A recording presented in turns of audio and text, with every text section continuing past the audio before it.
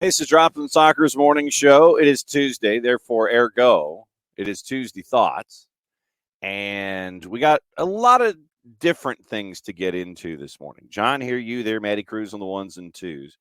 Promo time before we get into opening kickoff, brought to us by our friends at Kickoff Coffee. High school season kicks off tonight. The Tuesday night throwdown, as it was phrased. That is going to be tonight. We're going to start the Tuesday night throwdown. We got Tuesdays and Fridays. We do have some games on the in-between, and it's going to be another great season of us here with our high school soccer schedule. We're going to start things off today, doubleheader, 5:30, 7:30 on the network. Peachtree Ridge at Parkview. Bit of a homecoming for Maddie Cruz. We'll get into that as we get into the show and get into that as well. It is the 28th and final season of head coach Danny Clinette at Parkview. And so we'll see how his men's team, see how the boys respond after the scrimmage to Harrison. And we'll see how the two girls sides go against each other. So it is Peachtree Ridge and Parkview, 5:30 with the girls. I'll have the call on that. Maddie will have the call for the boys at 7:30. That'll be on the network. And that kicks off our season. On Friday, doubleheader, it is Roswell at River Ridge, same times, and we'll have that on the network for you on Friday as well. Traffic for the week, looking forward to catching up with Dylan Butler tomorrow, as we always do. And tomorrow afternoon, we're going to tape an interview with Ella Stevens up at Gotham. So Gwinnett County to Gotham. We'll find out about what it's like to have a super team in the NWSL. So Ella Stevens, we're catching up with her for a 1v1. That'll be released tomorrow afternoon after the interview. Obviously, on Thursday, we'll catch up with our buddy Nico Moreno. And looks like we're going to be catching up with Jack Collison from Hunt City for about 10 minutes or so Thursday afternoon. We'll run that to run lead on the Friday morning show, and that'll be a good kickoff to that day. So it is the beginning of the high school soccer season here on SDH on Tuesday and on Friday. And we will obviously, we're looking forward to that. And we've got the schedule. We're building the schedule as we go and looking forward to seeing what's going on with all of that. All right. Other housekeeping things here.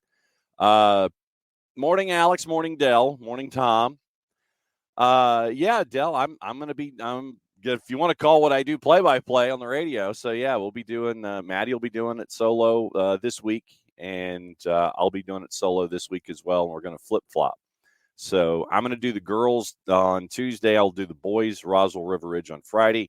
Maddie with her interview that she did in session, catching up with Mary Dessing. On the Roswell side, she'll do the girls, and she'll do the boys today. So it'll be really interesting to catch up with that. Yes, Tom, we will discuss Kit Leak Gate, or just the Kit Leak in general, maybe not necessarily the gate. Morning, Abby. Abby has a piece of business. Now, the DMing or the emailing for the Marshall Islands scarves. Now, Abby has also come up with a form that you can fill out, and you can get everything all squared away as a part of the spreadsheet and everything and all of that. So DM us here at SDH or shoot us an email, soccerdownhere@gmail. You can do one of those two things, and you can start to pick up your Marshall Islands scarves. Once again, 32. If you want it shipped, it's an extra 5. If you want the Abstermobile to drop it by, it's straight up 32, and Abby's just going to do the rounds and everything like that. So DM SDH on the 280 character app. You could DM me or email us soccerdownhere@gmail. Then that way you can pick up your scarves. You can get your scarves, and we can get this moving and help out our friends at the Marshall Islands. You know, as Maddie is now an international superstar when it comes to fundraising campaigns, and so we'll catch up with our friends from the Marshall Islands. Justin Wally, 40 hours on a plane. He is now back home in England. And so we'll catch up with him. I think next week, is what the plan is. And we'll find out how things were with the first ever futsal cup that was there on the Marshall Islands. Great pictures and visuals and fantastic stuff that Justin was able to impart while he was there at Majuro on the Marshall Islands. So once again, DM me, DM the show, email the show, soccerdownhere@gmail. Any one of those three things, and we can figure out what in the wide world of sports you can do to help out the Marshall Islands. And I debated wearing my shirt this morning. I debated wearing the jersey as a part of the promotion, but go ahead and do it this way. What you can do is, once again, one more time, DM the show, DM me, soccerdownhere@gmail. Those three things, you can get in touch with us. 32 each, 25 pounds, $32. And we can do the Venmo or the PayPal or whatever, however you want to swing it. But 32 is your flat rate fee. An extra $5 if you want it chipped. If you don't want it chipped, Abby takes care of it, and she'll drop it on your doorstep or wherever you wish. Maybe she'll meet you for lunch, something like that. So that's how we do it. With that's what we're doing with the Marshall Islands. So once again, I'll try and post it in an intelligent form on the 280 character app as well. And so we'll figure out what the latest is there with that. Also, once again, as we blow through all of our early comments, the Hawks actually did. Yeah, they actually did. The form is for after you pay. Thank you. Okay. So that is so Abby knows where she's going. All right. Morning 4 card. And 4 card, it is 5:30 and 7:30. Girls at 5:30, boys at 7:30. And it's going to be separate broadcasts, just so you know. We're not going to be on the air for the entire time. So we'll do the girls game. Come on a little early, do a bit of a pregame show, maybe a couple of minutes. Then we'll do the girls broadcast. Then we'll sign off.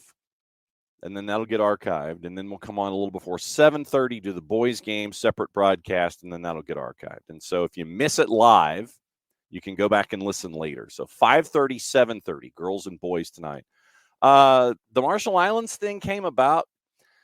I mean, we're all kind of, we all have this kind of shared romanticism, I guess. And I was messing around. And me, chasing stories and all that kind of stuff, and came across this story.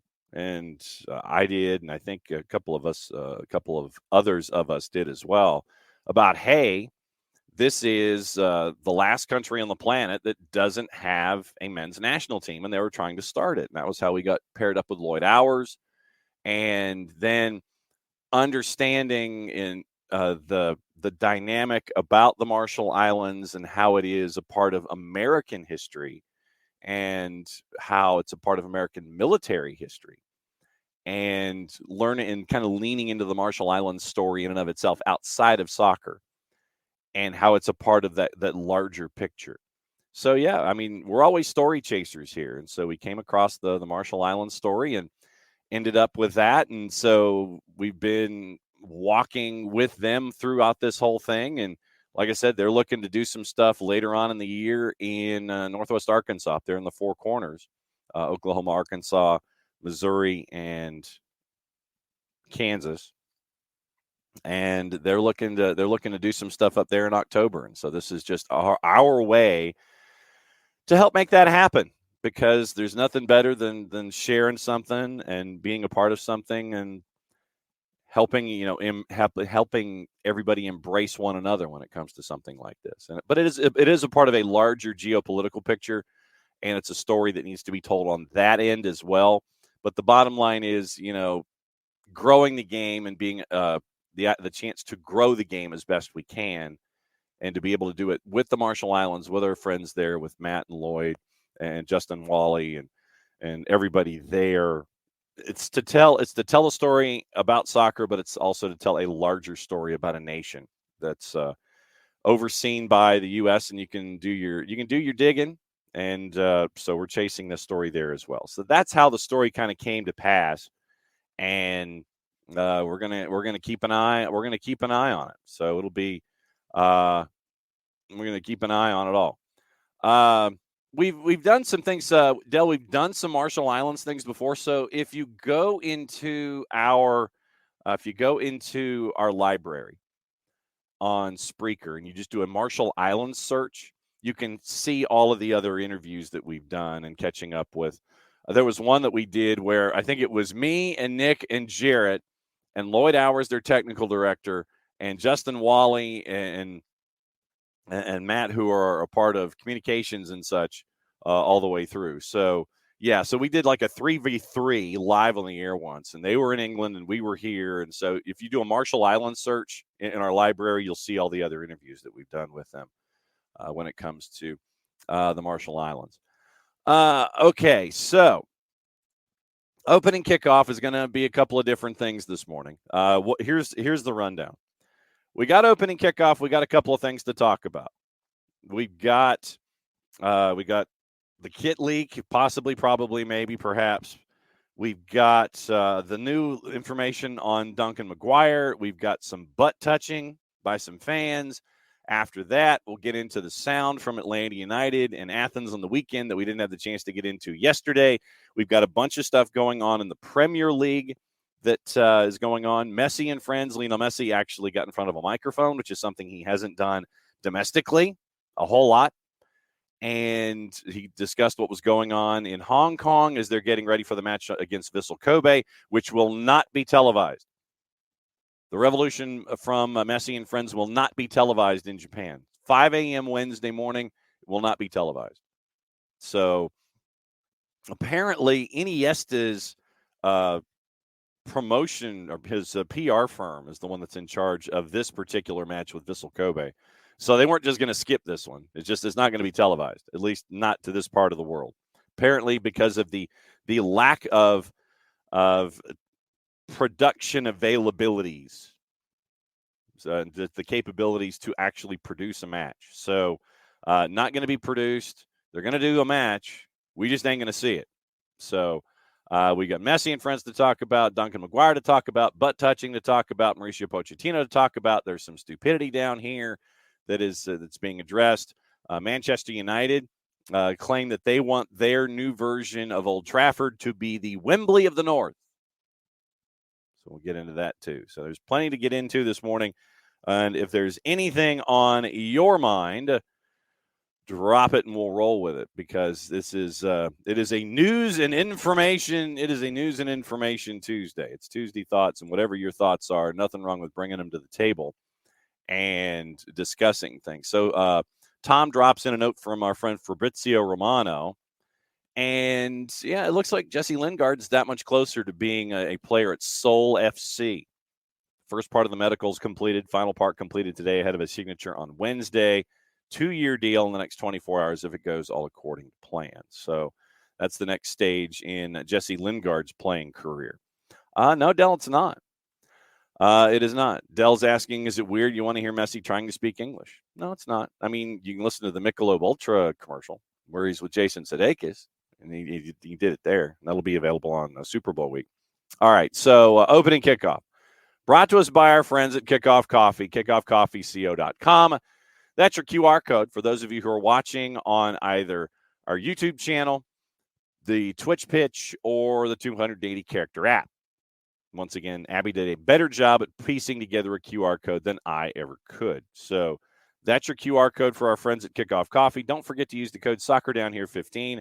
They, in turn, you get 15% off your purchase. They, in turn, take 10%, reinvest it into youth games, youth initiatives, very, very cool stuff that they have earmarked from our friends at Kickoff Coffee and kickoffcoffeeco.com. Low Duncan McGuire. And we've been going back and forth with this. Let's see if we can recap the Duncan McGuire deal. Duncan McGuire had a deal with Orlando. Orlando had a deal with Blackburn involving Duncan McGuire. Let's phrase this correctly. So Orlando and Blackburn combine on a deal for Duncan McGuire. Orlando sees an opportunity to make some cash. $4 million from Blackburn Rovers plus $2.5 million in add-ons for performance and things like that. Duncan McGuire is in the air, and the deal falls apart. Duncan McGuire's mom unfollows everything Blackburn Rovers that she had followed on any kind of social media. Duncan McGuire sits in a Sheffield, England hotel room waiting for the deal to happen. The deal apparently happens because Blackburn releases the cheesy videos with the puns where he's spinning a soccer ball on his index finger. I think it was his index finger. He's dribbling a ball down a hallway.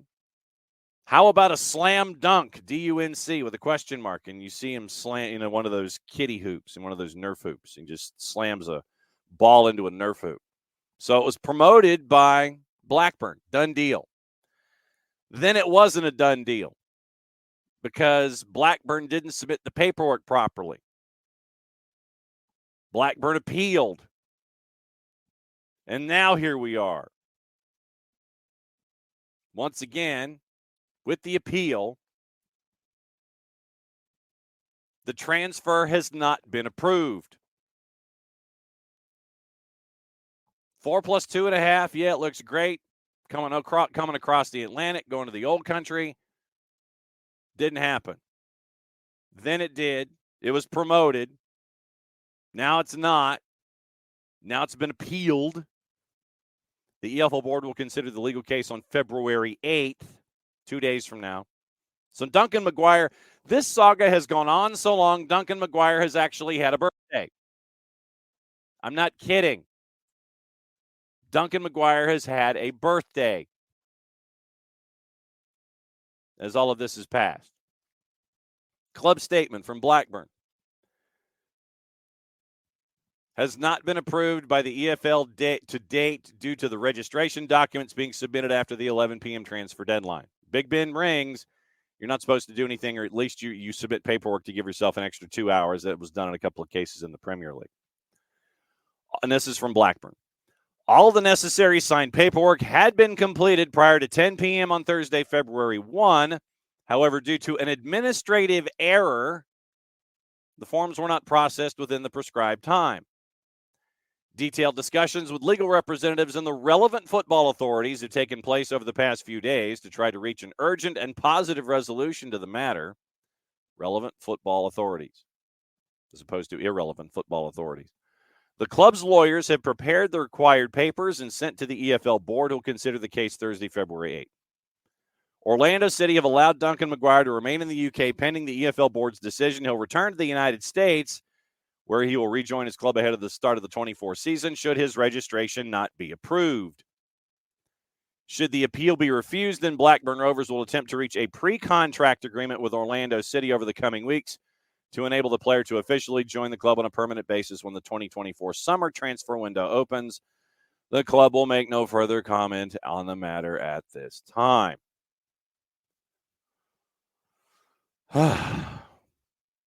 So it's on. Then it's off. In the air. Then it's off again. It's appealed. We've got it. No, we don't. We're heading to the bottom of the third inning here with this. And it really does. It really does make you wonder. It's like, yeah, we submitted the paperwork, but then we had an administrative error. Good blanking God, you people. How? How can you muck this up? And muck will be the word that I'm using. But apparently they've done a real good way of messing this up. So there it is. Duncan McGuire. We're now at the bottom of the third inning with Duncan McGuire. Congratulations to all parties involved. Emilio wanting to know how long the pre-Olympic tournament is. Is it longer than the rest of the planet? Will we ever see Tiago again? I think they're just getting out of group stage, and then we're getting into the knockouts. Also on the board this morning, an opening kickoff from our friends at Agence France Presse, who are usually good at these kinds of stories. Yep, Michael Head says Chelsea had a similar situation with Hakim Ziyech last year, stayed through the season, kind of like with Blackburn and Duncan McGuire. Our friends, yes.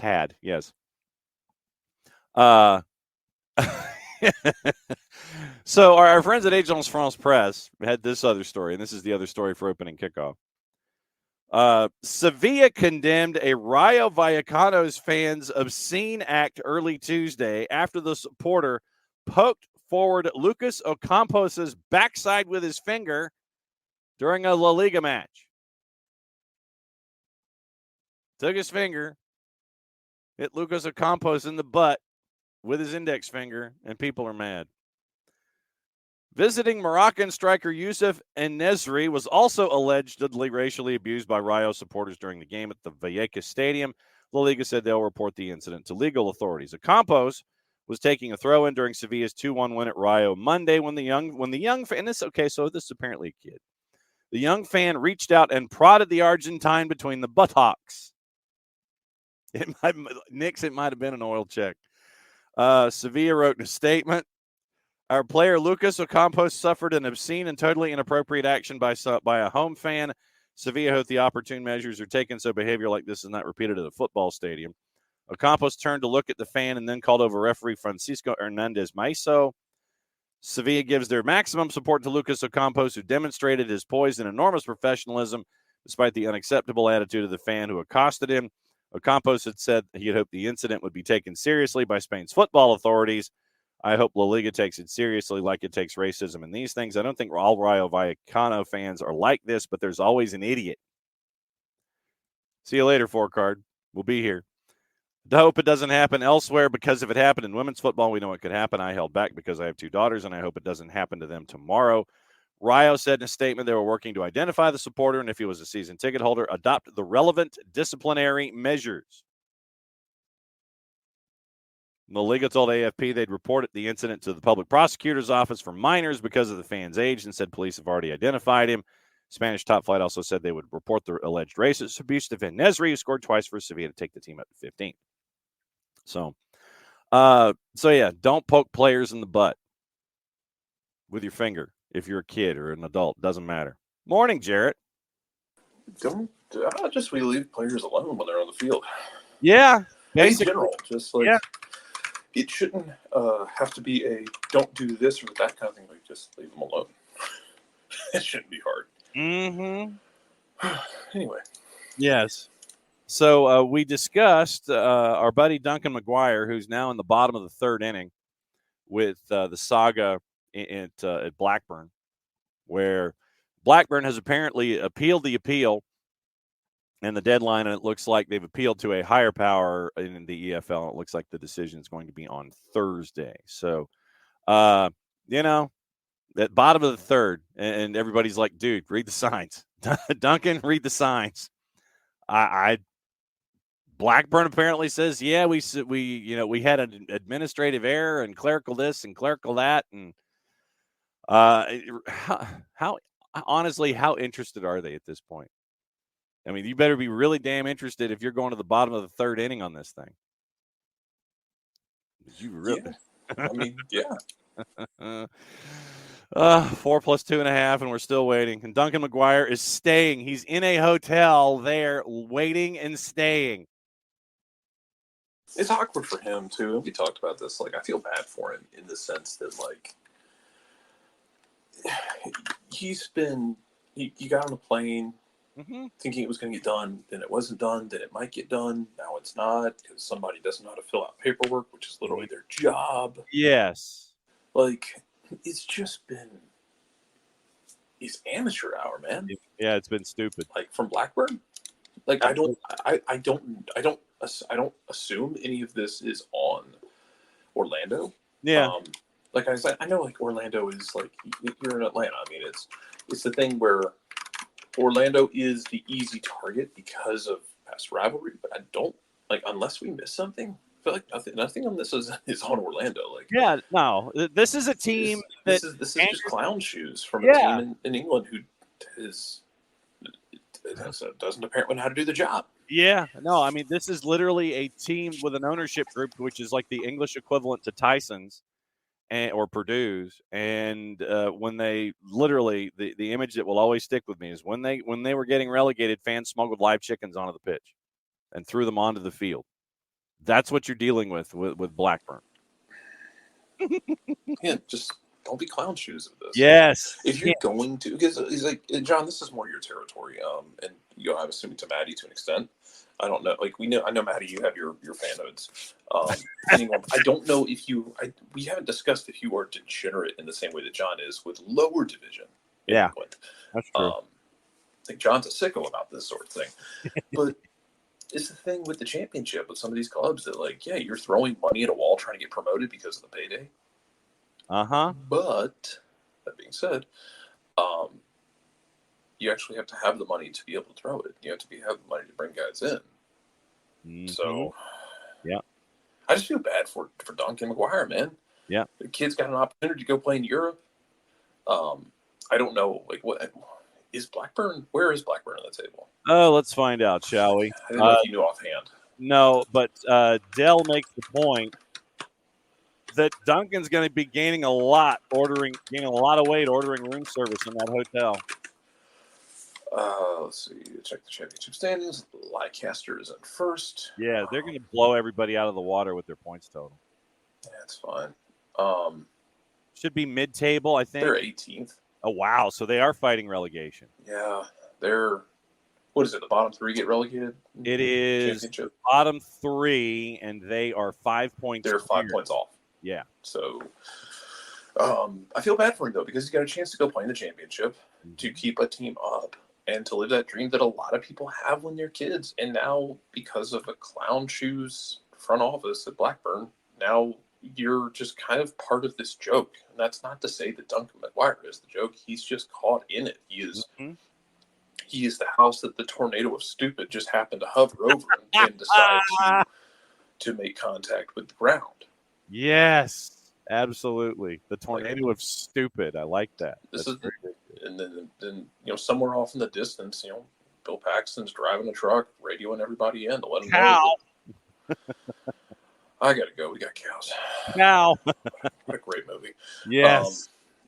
But I feel bad. I feel bad for Duncan McGuire because he's caught in this, and hopefully you get a resolution that works best for him as a player, and he can get back to training. Because he's just kind of hanging out, stuck in limbo here. Yeah. If the whole thing just collapsed, just send him back to Orlando so he can go get in preseason training and contribute. Yes. I mean, this is a guy who's part of a conversation for, like, for getting tons of starting minutes to putting together another amazing year. That if this falls through, go back to Orlando, train, put together another amazing year, and then get potentially a better move next year. Mm-hmm. No one's benefiting from him sitting in a hotel room ordering bangers and mash, as good as that is. Yes, absolutely. So right there with you on the whole Duncan McGuire and Dell. Yeah, someone at Blackburn should be fired. Mm-hmm. Absolutely. But they probably have folks who are doing like 98 different jobs, and we'll see what's going on. Amelia, if the transaction details, Abdu is absolutely right. Yeah, from there to here, all the British talk would be how Mickey Mouse MLS is. No, he's absolutely right. Absolutely. It would be just condescending nonsense from any of the British papers. Oh, look at the lovely Americans attempting to try to do something with us British press.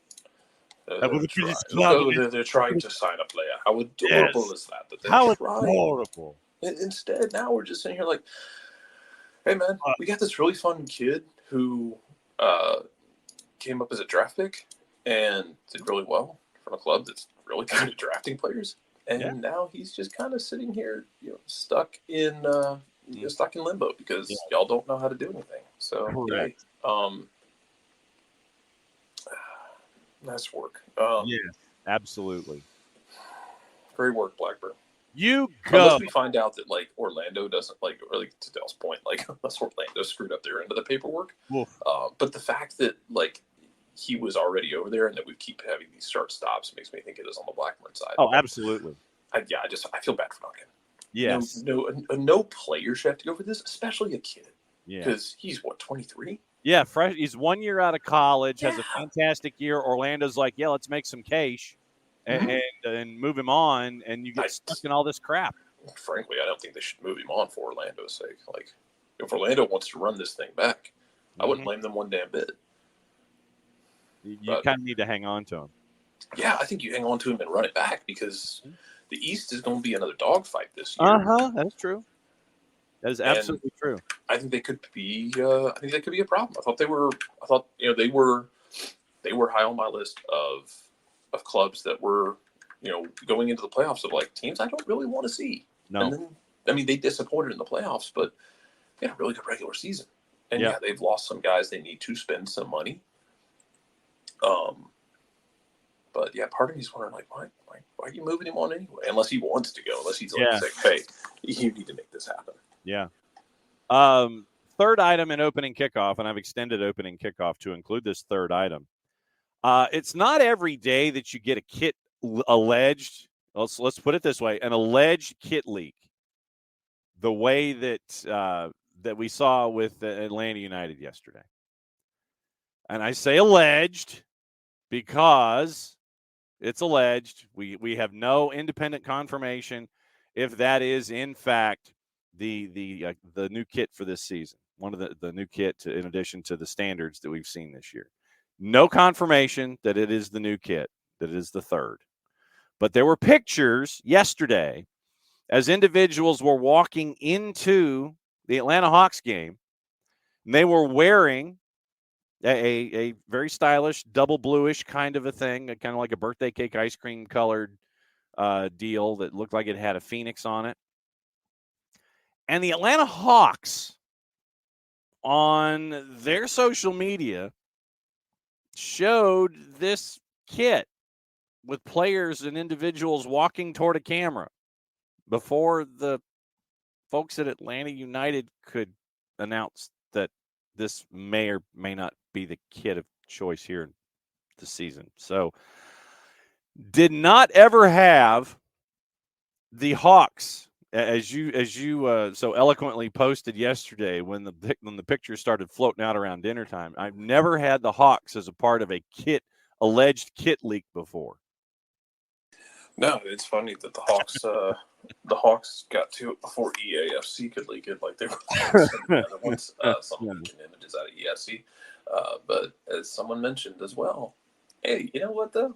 At least you got high def images. You got like really high quality images of the kit versus like somebody grabbing a screenshot of a phone picture taken with a 2006 Motorola Razr of like 2/3 of the kit on the rack. Mm-hmm. And the image is shaky and blurry and it's not processing because it's like, 8 megapixels. Yes. At least you got something better than that. It is fun to do the leak thing. Occam's razor, I think, if we would like to shave daily with Occam's razor, which I will always recommend, is just to just assume that they just cross promoted, which is fine. It's fun. Yeah. We see this because the Hawks do that. The Braves do it, especially in the postseason, where like they'll have the walkway from the players' parking lot down through the stadium, and like they'll take pictures of the players as they're coming in. Ronald Acuna Jr. is walking. Ronald Acuna Jr. can do whatever the hell he wants right now. In fact, he was one of the most fun petty things in the morning was that he was like taking infield, just screwing around, I guess. And is it Bally's was like, hey, he's taking infield practice because it's a requirement this year because you had a bunch of people out in LA who were writing about Mookie Betts should have won the MVP because Mookie Betts played some second base and played some whole ass middle infield during the season, and that's what should have put him over the top. And so I'm here for all the pettiness. Ronald can do whatever he wants. He is an absolute joy. And he might be slightly unhinged, which is fine. That's it's part of the charm. But yeah, you got guys who walk in and you can. It's a great way to just casually, let's say United said, hey, here's the kit. I need you got a couple of guys who want to wear this walking in. Which, first of all, congratulations on finding kits and selling kits long enough for this. Yes. As a fellow tall human being, warms my heart because, hey man, You know how hard it is sometimes to find a kit when you're tall, Yes. especially when you're like life tall is one thing. NBA tall is a whole different Yes. battle. Yes. Where like your shooting guard is 6'8", or sorry, your small forward is 6'8". Your shooting guard is 6'5", which is my size. Again, James Harden is my size. Mm-hmm. Basketball players are just a different breed of human. Like they're practically a different species. Shout out to them for finding kits long enough and making kits long enough for this. But it's easy for the club to go over to the Hawks and say, "Hey, here's the new kid. Also, Saba and Shishi are going to be at the game tonight. We'll throw them up on the big screen. But you guys want to wear this and show it off? Because as a number of people outside of Atlanta said, it's not the worst way to leak it to like reveal a kid. And it's better than like EAFC grabbing random bits. Yeah, exactly. And yeah, like I said, like somebody on some old Nokia phone or Motorola phone from the mid 2000s taking pictures, and then screenshot and screenshot and the screenshot, and then it pops up on Reddit. And you're like, is this real? It might be. Morning, Harry. Yeah, Jared is 6'5", and it's a legit 6'5". No, it is straight up 6'5". Emilio is now suggesting that you shop with James Harden. I don't think that's going to work because I think our price ranges are different. I don't want to. The last thing I want to do is cramp James Harden's style. Yeah, I don't want to be responsible for like James Harden being like, why is this guy slowing me down? Right. Exactly. It's not my intention in life. No, it is not. Let's see. So you're with us for about another 10 minutes.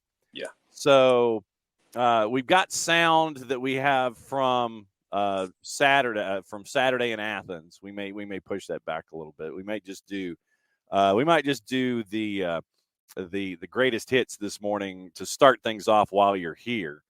We were getting into Messi and Friends and the tour and the stop at Vissel Kobe, which is apparently being promoted by Iniesta's promotion company. Ain't going to be on TV on Wednesday morning. And Lionel Messi is talking to the press. They're in Tokyo already. The 100,000-mile preseason has made its way to its final stop before they fly home. And Messi and Suarez on the bench. He shows up at a Tokyo 5-star hotel for his second press conference in a week. And so in Spanish, when he was asked the question, and the truth is that I feel very good compared to a few days ago, depending on how that training goes. And if I'm honest, I still don't know if I will be able to or not, but I feel much better, and I really want to be able to do it. So trained later Tuesday, looked fit, running drills, moving at ease, did not speak afterward with the reporters. Tried to explain to Hong Kong fans that it was impossible for him to play with a groin injury. Some suggested he could have just simply trotted around for a few minutes, which would have satisfied fans in a game largely meaningless, except for the promotional value. Messi said, the truth is that it was bad luck that I couldn't play on the day of the Hong Kong match, adding the discomfort continued, and it was very difficult for me to play. Unfortunately, in football, things can happen in any game, that we may have an injury. It's a shame because I always want to participate. I want to be there, and even more so when it comes to these games when we travel so far and people are so excited to see our matches. So Inter Miami's only won one time. They've been outscored 12-7. One of them was when they got blown out 6-1, the second match in Saudi Arabia. The Associated Press reminds us all of assumed risk.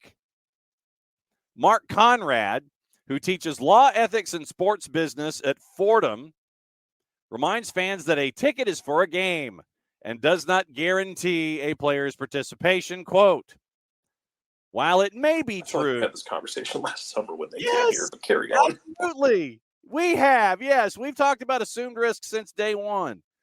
While it may be true that many fans purchase tickets with the hope of seeing Messi, the ticket is to watch the match, not a specific player, unless there is a condition that says otherwise. Or maybe if you negotiate the grant money from the federal government to have the match in the first place in Hong Kong. Just saying. While it's likely true that the pricing and interest was large in part due to Messi's participation, failure to play does not generally constitute a breach of contract. Messi said he hoped to visit Hong Kong again and play next time. Hope we can return. We can play another game, and I can be present, as I do whenever I can. But the truth is that it's a shame that I was not able to participate. So that's the words from Lionel Messi as he spoke at a 5-star hotel in Japan. Yeah, man, it's all assumed risk, and it sucks. But like, we talk about this with MLS all the time, like how grueling the travel is, right? Mm-hmm. Like, you took that and you have exponentially increased the wear and tear of travel. And I get it's friendlies, it's preseason. Y'all ever, like, I'm pretty sure some of y'all have, y'all, like, for like work trips. Y'all ever lived out of a hotel, like work trip wise? Yeah, it's hard living. Like, hotels are nice and can be very nice and convenient at times, but it's hard living, man. yeah. And like, it's really hard living when you're like jumping town to town to town to town to town really, really fast. I had a friend of mine who did this. We were all working experiential marketing, and it's tough. I mean, it's not conducive for like friendships or family. No, it's not. And it's mentally and physically taxing. And these guys have done an obscene amount of travel around the world. And I'm sure when they get back to Miami, they're just going to want to like sit still, just not move for a while. Don't talk to me. Don't touch me. Let me sit down in this chair and just don't talk to me. Just leave me alone. Absolutely. In the press conference at the 5-star hotel, Fabian Renkel, who's been a part of the whole press tour, he goes, Messi says, quote, "I'm a little tired from this tour. I have a desire to finish up the last game and to return home." Yes. Shocking it's no hard. One. They're going to be sick of each other when they get back to Miami. Yeah, probably. Uh-huh. You spend enough time even with good friends, and you're like, we need to not be around each other for 5 minutes. Uh-huh. No offense. No offense. So, yeah. But, yeah, they're going to be just physically exhausted by all of it, man.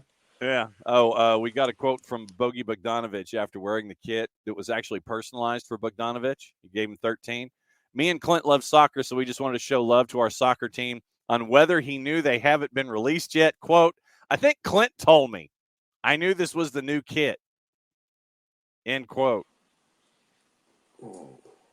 Yeah, well. Give it to the Europeans because Bogey, I think, is Serbian. Yes, I think that's true. And Clint is actually Swiss, I believe.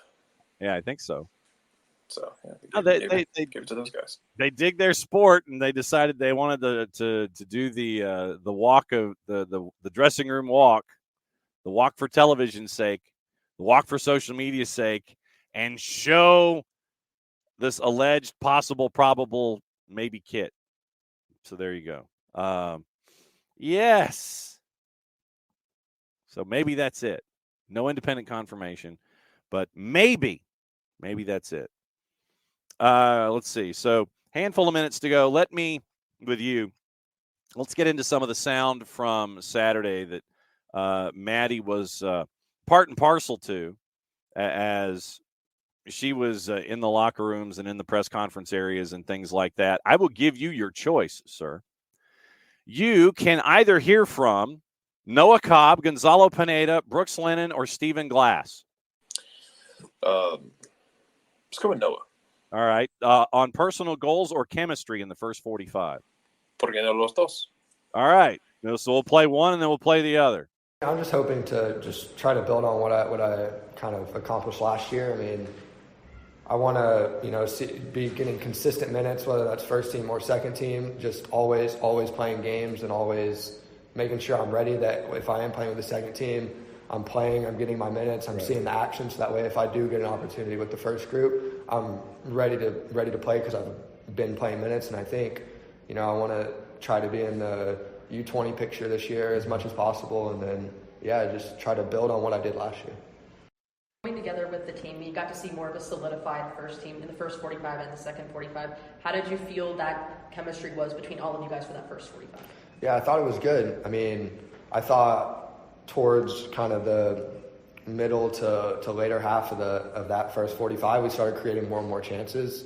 I think we started identifying that the space was more towards like down the outside, and I thought Memphis did a good job of shifting in their block and cutting off the inner passes. So we just had to identify where the space was, and I thought overall it was actually decent because we started creating more and more chances. And you also mentioned a goal of yours is U20 this year. What are some preparations you're doing for yourself to try to get to that goal? Yeah, I think, I was at the camp in Chile with the 22s. I was an alternate for that, but I think it's really just the day-to-day with the club. I think how you perform with your club is what gets you called into the national team. If you're not performing with your club, you're not even getting called in. So I think the focus is on the club, and then if that opportunity comes, it's then taking advantage of it. Noah Cobb, after the match against Memphis, the 1-1 draw. Noah once again showing that he's the Ed Reed type, Jarrett, that he's more than happy to be back there and lock things down. The calm that's always been there. Well, you have to be. It's the thing with playing on a back line at that level, especially, is like you ain't the focal point, bud. But he's good at what he does, and I thought he was really good Saturday for them. You got what you wanted out of him, and you got to, and I mean, the whole game as a whole was, I'm singing my swan song for the morning, but you got a really combative, physical, argumentative, and chippy game from everybody. But the thing I took away from all of that was noticing after, so during the game, for the first 45, you have Yakamaki's getting ready to fight one of the midfielders from Memphis. In regular season, you would have had a dust up. Oh, Zachary Duncan? Yeah. Yeah, he and Duncan were ready to go. Duncan might have been sent off in a regular season game. Mm-hmm. But after that first 45, as they were walking off the field, you saw them say something to each other. Then they both put an arm around each other's necks and just walked off. It was chippy. It wasn't malicious. The whole game, I mean. Unless you're talking about Marlon. But Marlon lives that life. He is a habitual line stepper. Yes. But you need to have that kind of chippiness and that kind of animosity within the game early in the preseason, because it's the same thing we talked about. The comparison I made afterward was, it was kind of like in American football, it's why you have mat drills like that, and then padded drills, like what Mark Rick used to do, while we were in Athens talking about it. This is why you hit with bats. You don't want to get into the season and have your first bit of confrontation in the regular season to be like week 1 or week 2. You need to have these physical, chippy, argumentative, rough games in preseason. Yeah, you don't want anybody to get hurt, but you have to have some sort of conflict in those preseason games to get you in the right mindset. And if nothing else, to get you used to the physicality, the toughness, and then also being able to control it. Because you have to not get caught up in the moment, which we talk about all the time in those kind of games. You can't let the game control you. You have to stay up for it. You have to be in control in those moments. I thought both teams did. Once the whistle blew, it was kind of like doing drills in American football. They're hitting. Once the whistle blew, it's settled for the 45. Mm-hmm. Everyone seemed fine afterward, but I think both teams will be better for it. Both teams had stuff they could take away from it. John over at USL Tactics had a really good write-up on his Substack. If you are not subscribed to it, I recommend it. He had a good write-up on it from the Memphis side, because, again, John's covering things from the USL side. Because this Memphis team has had a number of pieces rebuilt into it. And one of the questions for them was speed of the back. And we saw Atlanta try and test that multiple times, especially down the right-hand side. Yep. Long balls down the right, because Memphis would clog the middle and leave those flanks out open. And we saw Atlanta attack those. And Memphis recovered nicely and dealt with it. And that's going to be a thing for them, is they're going to have those moments where they're going to have to defend well, because they're going to try and get bodies forward too. They're going to hit long balls at times. they're going to build through the middle. They've got an obscene amount of like raw talent in the middle of the field through their midfield.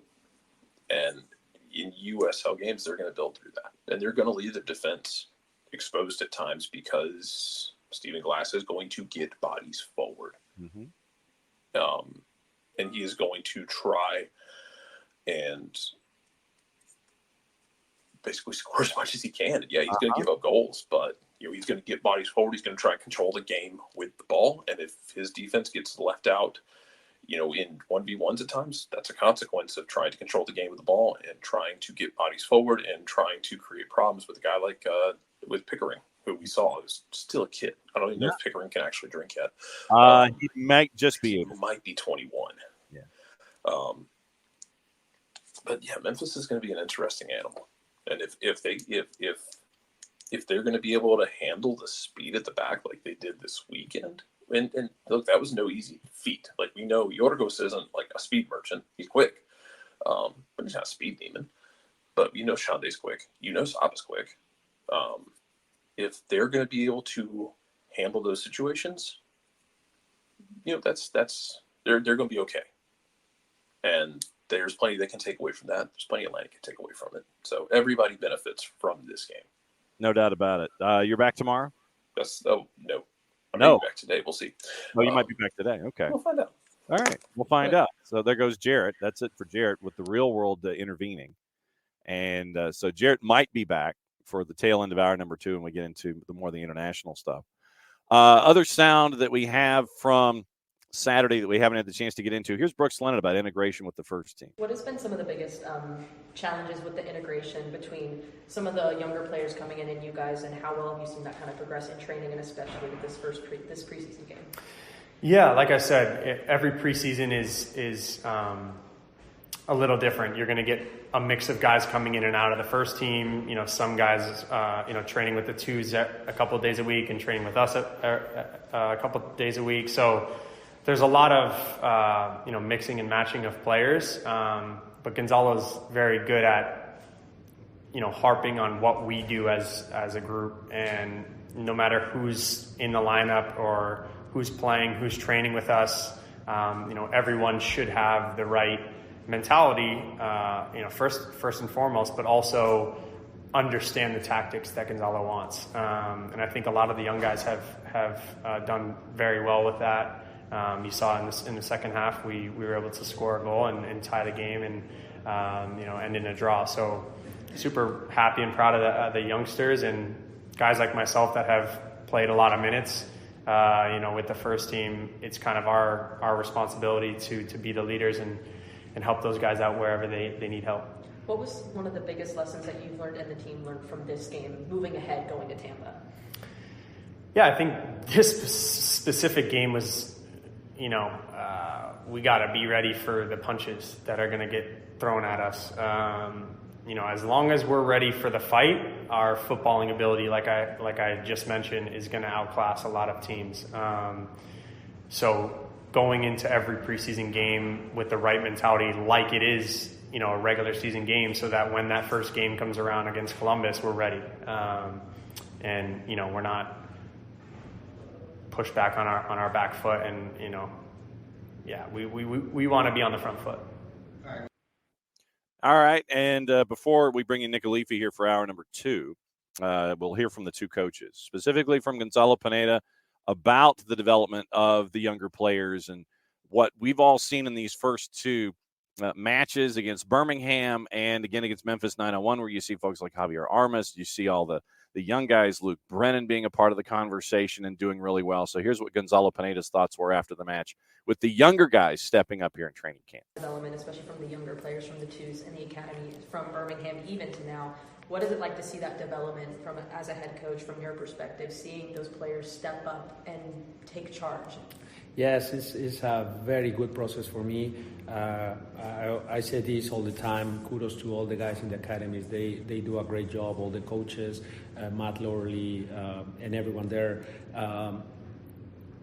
I think Atlanta United has very good academies, very, very good, a lot of talented players, and we are happy to collaborate with them and integrate them as soon as we can to the first team and see the progression. So it's exciting to me having a lot of young, hungry players in the club that want an opportunity, and now they have to earn it. Like today, like the other day against Birmingham, they have to go step by step, trying to earn minutes, trying to earn it, grind it a little bit, and then whenever I can use them, and the process is very good.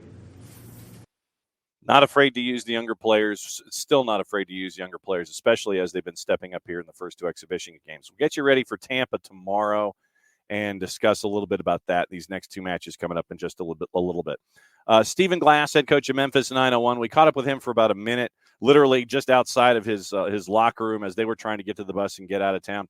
We'll try to catch up with Glassy before the season starts. What we want to do here is catch up with as many coaches as we can here in the footprint when it comes to USL Championship, USL League One, and get you ready for everything going on here in the southeastern footprint, here in the SDH footprint when it comes to the season on the whole. Here's a really quick conversation after the match, after the Testy match. We get into the word Testy coming up in just a little bit. Here's our conversation with Stephen Glass, about a minute 15.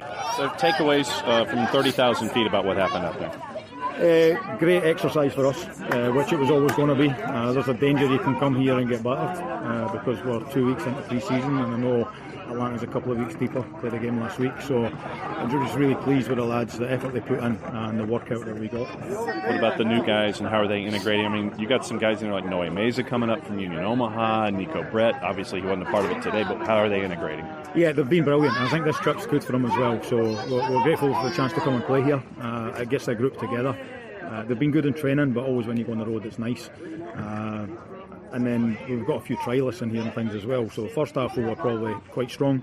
Second half we've got, I think we've got 4 trialists. One still at high school that's coming on in a game at that level. So I think we did okay. So it was all right. I'm pleased with the workout. And it was testy at points out there today. I'll say testy is the word. Yeah, I think both ways, to be honest. I actually think there was a lack of control at the start, which made it happen. A more experienced referee, it probably doesn't happen, and that's why I was speaking to him at the end. But it's not. I told him myself I actually didn't care if we got beat 5-0 or won 5-0 today. I just wanted to get a good exercise, so it's not about that. But there you go, Stephen Glass after the conversation and the 1-1 draw. We bring in Nick Alifi for hour number 2. Good morning. Howdy.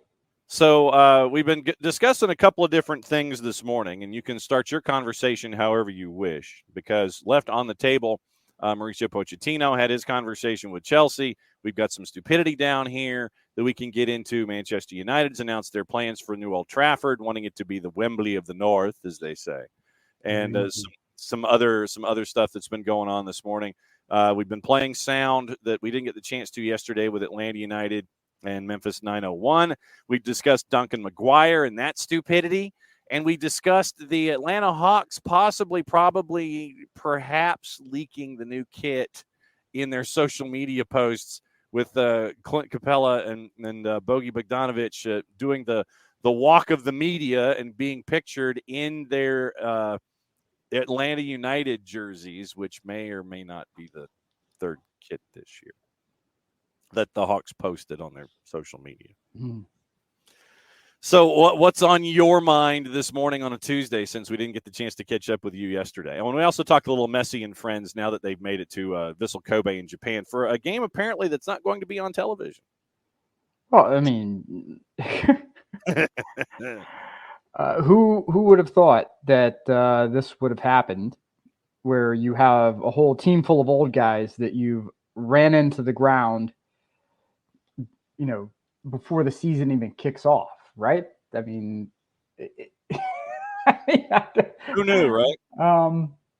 When we see the movie Ferris Bueller's Day Off, yes. And for anyone who's under the age of 35, you just probably need to go watch that. Yes. The main character, Ferris Bueller, his friend Cameron, Cameron's dad has this mint condition Ferrari in this pristine modern garage. It's a separate unit from the house. And it is just magnificent, right? You just look at it and the car just oozes charisma.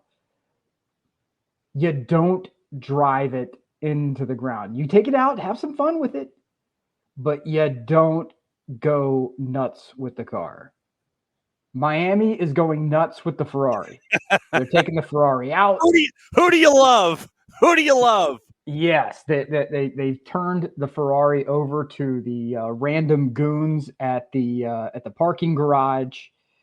You know, this is how you could be so short-sighted and say, this is how we build our brand. We get all these stars and we take them all over Asia and South America and it's going to be amazing. And then what do you mean they're injured? We don't understand. What I mean, come on, man. You just, come on, man. You should know what's going to happen here. You got guys in their mid-30s out there, and the injuries you pick up when you're 25 are very different than the injuries you pick up when you're 35. And it's you sneeze and the back goes out. You sneeze and your oblique gets pulled. I mean, it's like an abductor gets sent the wrong way. Look, Miami, if Miami screws their entire season by going whole hog on the preseason tournament, it will be one of the all-time greatest fumbles in sports history. But, I mean, you look at the Eastern Conference right now, and they ain't the best team. I don't care. I don't care because of all of these, because of all of these test-driven Ferraris that have too much mileage on the tires from the test drive here before the season's already started. There are other teams I think that are going to be better over the span of a season, though. Well, sure. And that's the problem, is that you have a team that already has more issues than they know what to do. They're like, hey, look, we're going to play Texas Tech football in MLS Eastern Conference. It's just going to be Star Wars. It's going to be nonstop shots on goal. So, I mean, I don't know. I may have tried to invest. I keep a backline player or two. I don't know. Instead of sending Kamal Miller to the West and Chris McVay to DC. Yeah, but we've seen what that team is without Messi. Mm-hmm. It ain't great, right? And Messi's ability to hold the ball. I mean, forget the fact that it's Lionel flipping Messi. Okay, great, but his ability to hold the ball, distribute cleanly, is the difference between Miami being a very good team and Miami being a terrible team. And that is a knife's edge that they walk on a regular basis anytime that man's not on the field. So, to go ahead and do this kind of ambitious preseason tournament, I get it. Team Messi doesn't want to do a match against Memphis 901. I get that they don't want to do against Colorado Hailstorm. They don't want to do against Tormenta. I understand this, or the Miami FC. But however, you want big premium events. So you take your team overseas. Yeah. Build butts and seats, right? And then you have what happened in China happen, right? Build that brand. Build that brand, baby. You had butts and seats, all right. You had your star players butt in the seat. Mm-hmm. And you almost had a damn riot in the stands. So I don't get, like, it's just the dumbest thing in the world. And the fact that this is what the path the Moss brothers have elected to go with is just, I would like to know what kind of free trade, organic, conflict-free Drano they're drinking over there, but it's the good stuff. class stuff right there. And yeah, so strangely enough, they've been outscored 12-7. They scored 4 of those in a match against the Hong Kong B side. They scored 3 in the first match of the tour in a shootout that was a 4-3 final. And that's it. You lose 6-0 in the other one. And it has not been pretty in this tour of expanding the brand. And yeah, Alex says someone tweeted a cartoon of a skeletal cow labeled Messi looking nervous and exhausted, and the farmer with 15 buckets labeled MLS walking toward him. It might just end up being 15 buckets labeled Inter Miami. It might just be Messi and Friends buckets. It may not necessarily be all MLS buckets, considering that when we turn to Apple TV, I think the first or second thing that we scroll to, hey, here's Messi, but look, ain't nobody coming to see any of those other guys. There's nobody who's paying elevated resale seats to see the ghost of Davis, to see the ghost of Suarez, to see the ghost of any of those other players. Nobody's paying elevated money. They pay elevated money to see Messi, right? Mm-hmm. So they can go and they can tell their kids and grandkids, I saw Lionel Messi play when he came to America, and he did this stuff, and it was marvelous and wonderful. And nobody's doing any of that for any of those other guys. No one. And so I'll say this. As somebody, so when David Beckham first came over, mm-hmm. My ex-wife's aunt was a county commissioner in Plano, Texas. So they had access to the Plano seats, like in the box seats, which was right next to the owner's box. So we went, we watched the game, and the way that Galaxy team was constructed was a mess. Of course. But I will say that over time, they put a better team around Beckham than what you're seeing right now in Miami with Messi. And I think that if the Moss brothers are looking at David Beckham and they're saying, hey, bro, build this team. And I get where Beckham's mind is at. It's like, he's trying to recreate essentially what the Galaxy team that he was on, where you have the playmaker distributing, you have a phenomenal goal scorer, then you have, some bits and pieces here and there that can elevate play when needed. That's not the model to win in MLS these days. And it's not the model that is going to be, I think, successful for, let's be generous mm-hmm. and say 3 seasons. Yeah. I mean, and when I say generous, that means that's like Scrooge on Christmas morning, just chucking money at people, buy the turkey, buy the greatest goose you can find and take it over to Bob Cratchit's house. I mean, that's how generous I'm being with this. This is probably going to be like a 2-year experiment tops. Yeah. Last year was year 1. So I'm willing to go on the limb and say this is it for Messi and Friends.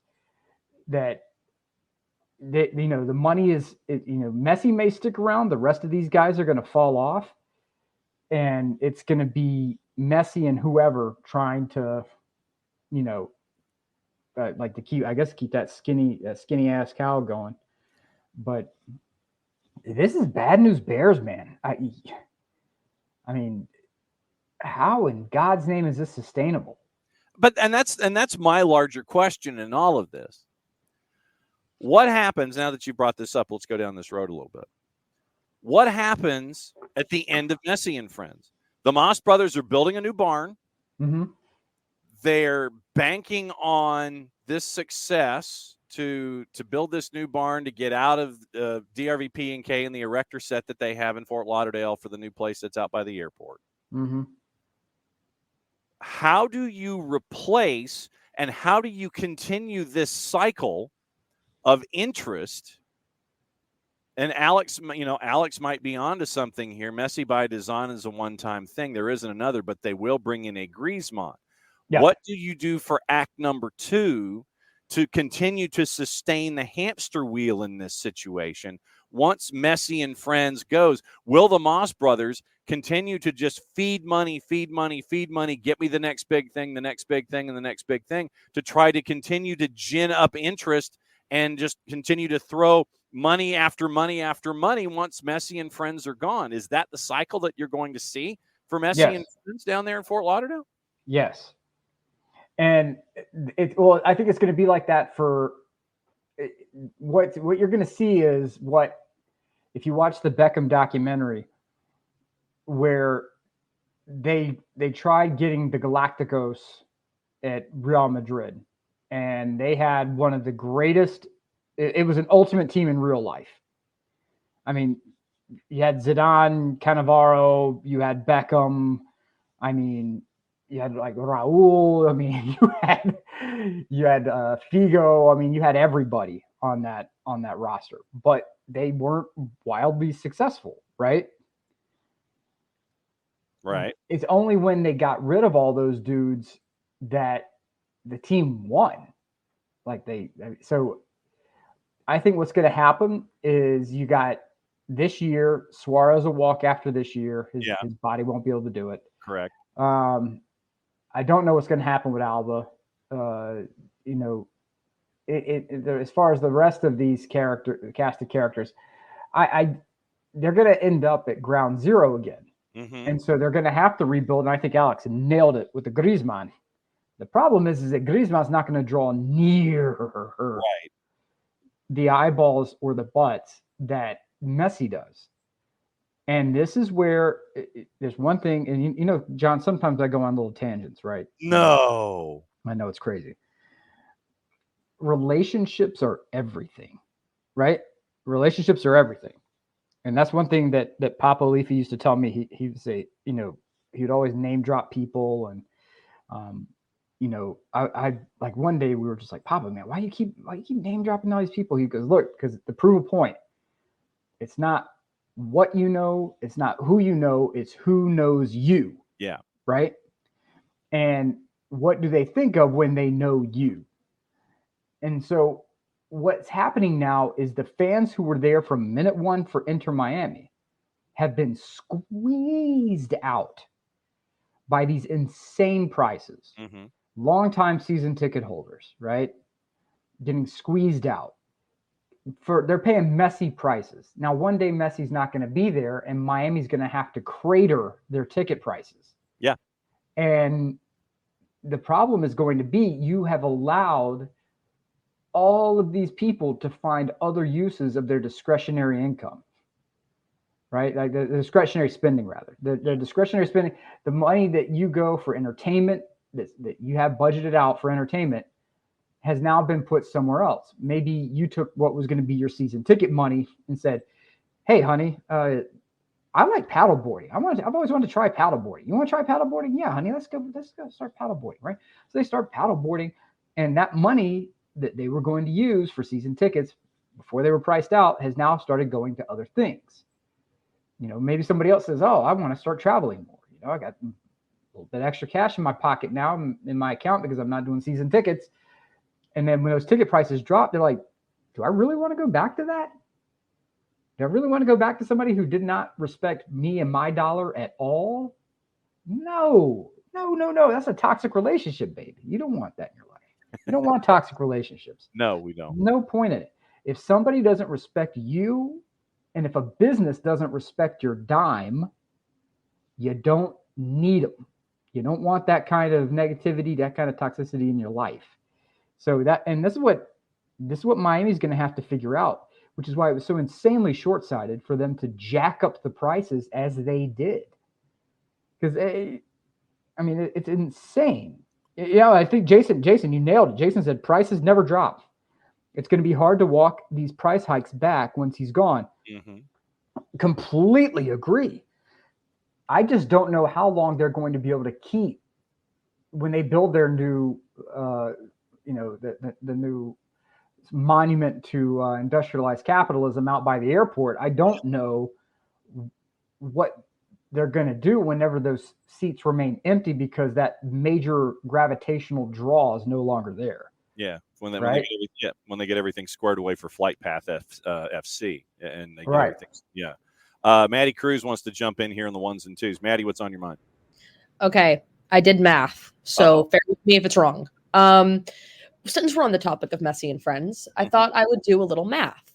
Looking at their preseason schedule, their last preseason game is going to be at Fort Lauderdale. Whoa, I just did not say that correctly. Fort Lauderdale. There we go. There it is. They play against the Newell Old Boys Club. Nope. That is February 15th. Yep, Newell's Old Boys. Newell's, madam. Newell's. Thank you. I appreciate it. I can't math and I can't talk. Apparently. It's okay. Look, it's all, we're all just trying to get by. That's it. Well, I did that math. That's February 15th. The first MLS season, the home opener for all of MLS is when Inter Miami faces off against Real Salt Lake the 21st of February. That's a Wednesday. They have 5 days to prep for that. And they come back from their big, extravagant world tour. Like they come back after that game, February 7th. You have to pick the question of how well they're going to play with this whole big travel. The 100,000-mile color your own adventure book. Well, not just that, but I think, Madison, by bringing up Newell's, I think you bring a good point to the table here. That is that Messi has to play in that Newell's game. Absolutely. Has to play in that Newell's game. The boyhood club, that's the eyeballs are going to be, all over that one. I would tell everyone, and I think this is why the game in Japan is not going to be televised, is that they've already put all the words out there to say he's not playing. He'll come out, he'll shake whoever's hand, he'll wave to the crowd, he'll do a lap, but he ain't playing. And strange how that game didn't end up on television. They don't have the production capabilities to do that match. Oh, yeah, absolutely. Yeah. I'm sorry, man. The satellite trucks aren't working in one of the most technologically advanced countries in the world.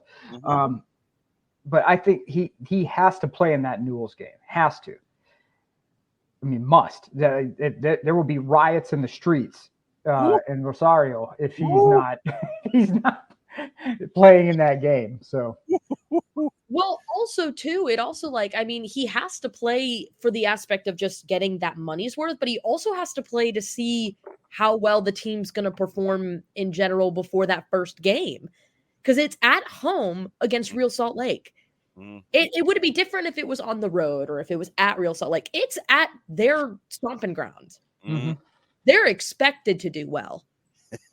Will they? It's the thing though, Madison, I don't know if there is expectation around that. I think it is such a spectacle now that Messi comes out there. It's almost like it's almost like a pop concert where the star forgets like 3 or 4 lines and people just don't care because the screaming's too loud anyway. Yeah. That there's like, oh, okay, hey, yeah, so it's I don't think it's going to be that much concern. Now, Messi, I think, to your point, if Messi starts to feel like the wheels are coming off of this, Tata Martino will not be there for that long, and Tata may decide on his own, like, yeah, this is not, this wasn't worth coming back for, and bail. But that team is so poorly constructed, man. I don't know how the hell you do it. Oh yeah, it's bad. Yeah, it's not good. It's strange because I think the perception, obviously, when he came in, is obviously he's the GOAT. That's the big thing. But you're looking at everything else. I do think expectations are high for the club just because of the talent they have. But I think this preseason, little road trip that they're doing is really showing people who were really confirmed of Inter Miami's gonna be the top of the East. They're gonna be the freaking God Almighty in MLS now because they have these people. I think they're realizing, maybe they're not. It's almost like you need more than just midfield and forwards. You might actually need defenders. I don't know. It's just a thought, maybe. I don't know. I don't know. Maybe. It's pretty painful to. What I'm doing right now is I'm checking to see ages of dudes, and thanks to our friends always traditionally at Transfermarkt for having these kinds of rosters pieced together.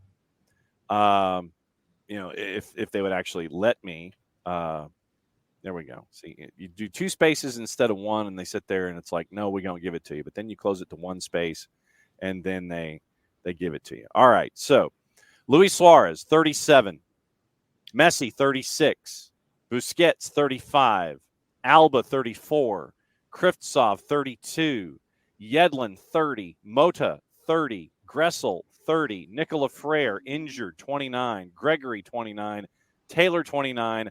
Negri, injured, 28. Quarantine Jean, injured, 28. And then you get to Drake Calendar at 26. So that's what you're staring at. You got 5 dudes north of 30. You got another 3 of them at 30 as a part of this roster. And you decide to go on a 100,000-mile color your own adventure book to start things off to help expand the brand of Inter Miami CF and Messi and Friends in Major League Soccer. Well, one thing is there's names on Miami. There's not talent.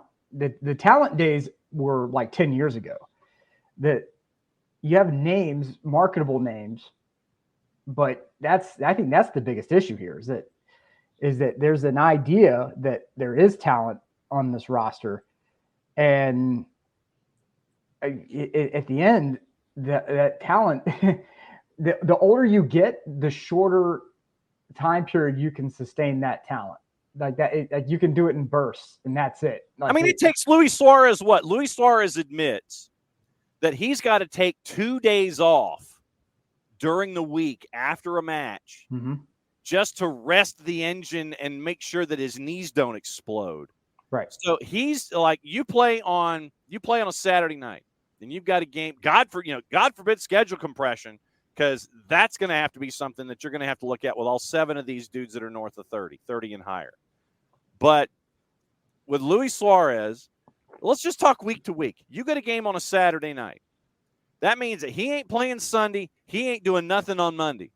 So that means Tuesday, he's wandering around again to get ready for Tuesday, Wednesday, Thursday. Friday's a travel day to get you on Saturday if you're traveling, and if you're not, it's a 4-day window, 3 if you're traveling, to get ready for the next Saturday night. And like I said, God forbid schedule compression. And Dell, how much will Messi play at the start of the MLS season? Will they limit him to help last longer? But then you've got Knicks bringing in the reminder of Copa America and the Olympics. Yep. Yeah, all of absolutely. these things piecing together for Messi and others, I'm sure, that are a part of the roster that might get calls up and things like that. But schedule compression late in the year, good luck on that. Here's the thing, Messi, you know what you have, right? Yeah. That's it. Suarez, we have no idea what Luis Suarez is going to be. When it comes to the season, whether he's just kind of lollygagging right now, trying to save himself for play. Krivtsov is injured, right? He's out for what? Sports hernia. Yeah, sports hernia for Krivtsov. He's out another 6 weeks. Okay, 6 weeks. Sorry, yeah, 6 weeks. So, he is really going to be Miami's savior. So when he comes back, he has to get himself into game shape. You run. Yeah, that's going to be it. Yeah, he's going to be your savior. Gressel, I'm sorry, Atlanta. I know that's your boy. He's a terrible defender. Yeah, he's an observably poor defender. And could have told you that after game 2 of the series with Atlanta. Yeah, and he's the crosses, fantastic, right? Great, amazing. But he's 30. He's not going to get any better. He is who he is at this point. DeAndre Yedlin's heart is going to explode at some point this season, if not his brain, from having to be on the same side as Julian Gressel. Yes, and Busquets, 35, unbelievable player, won everything there is to win. Where's he running to? 35 years old. Where's he running to? Over the schedule compression. Nope. Not Not a lot. Let's go ahead and take a look at this back line here. I'm going to give you some names Oh, of gosh. everyone with a D beside their name. There you go. Here we go. Hit me. All right. Israel Boatwright, Tyler Hall, Yannick Bright, Franco Negri, Noah Allen. Mm-hmm. Okay. Mhm. Sidney Khrushchev. Yeah. Harvey's not there anymore, right? Harvey's out. Harvey's on trial with his dad out in Portland. Yeah. Good luck. Jordi Alba, 34 years old. Uh-huh. Ryan Saylor, Thomas Alves, DeAndre Yedlin, Santiago Morales, Ian Frey, and Nicholas Frieri. Yeah. Are there any names there that make you go, oh, man, you just got to get past him? Striking fear into the hearts of everyone everywhere. You know, when Jordi Alba gets the ball, it's like, okay, now we have to be really concerned because he's such a fantastic distributor. But getting past him has been proven by even the most mediocre MLS talent to not be that difficult. So, I mean, boat race. This is boat race FC, man. All gas, no brakes. The solid rocket booster from NASA FC. That's about it. It's only going one direction, baby. They borrowed it from Cape Canaveral, and they're going to do that all season long. We saw in Saudi Arabia that I think it was Al Hilal in the 7-goal thriller that they were just going over the top, and Noah Allen looked like receiver. I mean, literally, he looked like DeAndre Hopkins. He's looking over his shoulder, and he's trying to catch the ball over his shoulder. That's what was happening the entire time. Al Hilal figured it out. Go over the top and have Noah Allen try to chase the dude running down the right-hand side. Yeah, good luck on that happening. Do you think they realized that if the games were televised, that MLS teams could get an idea of how to beat Inter Miami? Tape's going to get around. Yeah, that's true. I mean, even if it's not televised, tape's going to get around, and you're going to have scouts, and you're going to get looking at. Look, there's ways to watch things. I mean, there are these things that I learned about last week called VPNs, and you're always going to find ways to watch stuff. And I mean, and Nix brings up Drake Callender, and so that's the thing is that Drake Callender is going to have to wear like hockey goalie stuff. He's going to have to wear all the thick padding and look like National Lacrosse Leagues like Nick Rose from the Toronto Rock or something. He's going to have to wear all of that padding and go Michelin man and make sure that he doesn't have all these bruises. I mean, I want to take stock of Drake Callender after every match and all the shots that are going to be taken. Literally, if I've got the ball inside the 18, fire away. If I've got a window, go. That's what you're going to have to do if you're Miami. Miami's going to have to probably go 3 in the back, and they're going to have you're almost going to have like a libero on the 18. Yeah. And that's it, because otherwise that's all people are going to do is people will say, okay, great. We're going to go 1980s England, boot it long. Hoof it. And then it's going to be just a track meet to see who can get the ball. But if you run like either a 3-4-3 or a 3-5-2, and you can really space out that midfield where it becomes a bit more problematic, and you have legitimate wingers who maybe hang back a bit, you're going to force people to try to play through you, and then that's the only way you're going to really be able to slow down that that race to Callender. But and Michael Head says, I want Miami to fail. This time last year, everyone said that Seattle was going to finish last. I will tell you what, Michael, I completely agree with that. I was one of the people who said that. I said by MLS All-Star break, the wheels would start to fall off for St. Louis, because the pressing style they play, I didn't think they would be able to sustain it. And they did. They found a way to sustain it. And I think that's where they were found susceptible in the playoffs, because you were facing the same team over and over again. Yeah. It's the high press is like the triple option offense. When you face it like once a month, it's hard to prepare for, right? Because you have all these other teams that play different ways. and how you distribute the ball has to be different. How you retain the ball has to be different. To avoid playing into their hands. What the difference is with all gas, no brakes FC is that they aren't a pressing side, right? So the ball's going to probably be able to be distributed cleanly to your outside backs, and then you can boom it forward, right? So you're not going to have that same level of risk that you would playing from keeper to center back, keeper to outside back, because who the hell's pressing on this roster? Who's pressing out of Kromosky and Noah Allen? That's who's pressing. right. Because Schneider Bordelin, Edison Escana, Robbie Robinson, Corentin Jan. Messi's not pressing. No. Suarez isn't pressing. Campagna might put a decent effort moving forward, but without anybody there to close the gaps, there's going to be a lot of space available. No one's pressing you here. So you're going to have time to move the ball into play and then boom it downfield. It's all going to come down to spacing in the midfield for Miami. And if the spacing in the midfield is not all up in the front, yeah, it's going to get ugly very quickly. So, 3-4-3, 3-5-2, I think is going to be the way that they're going to have to play going forward through the season, and just possess, move the ball, and take your chances when you can.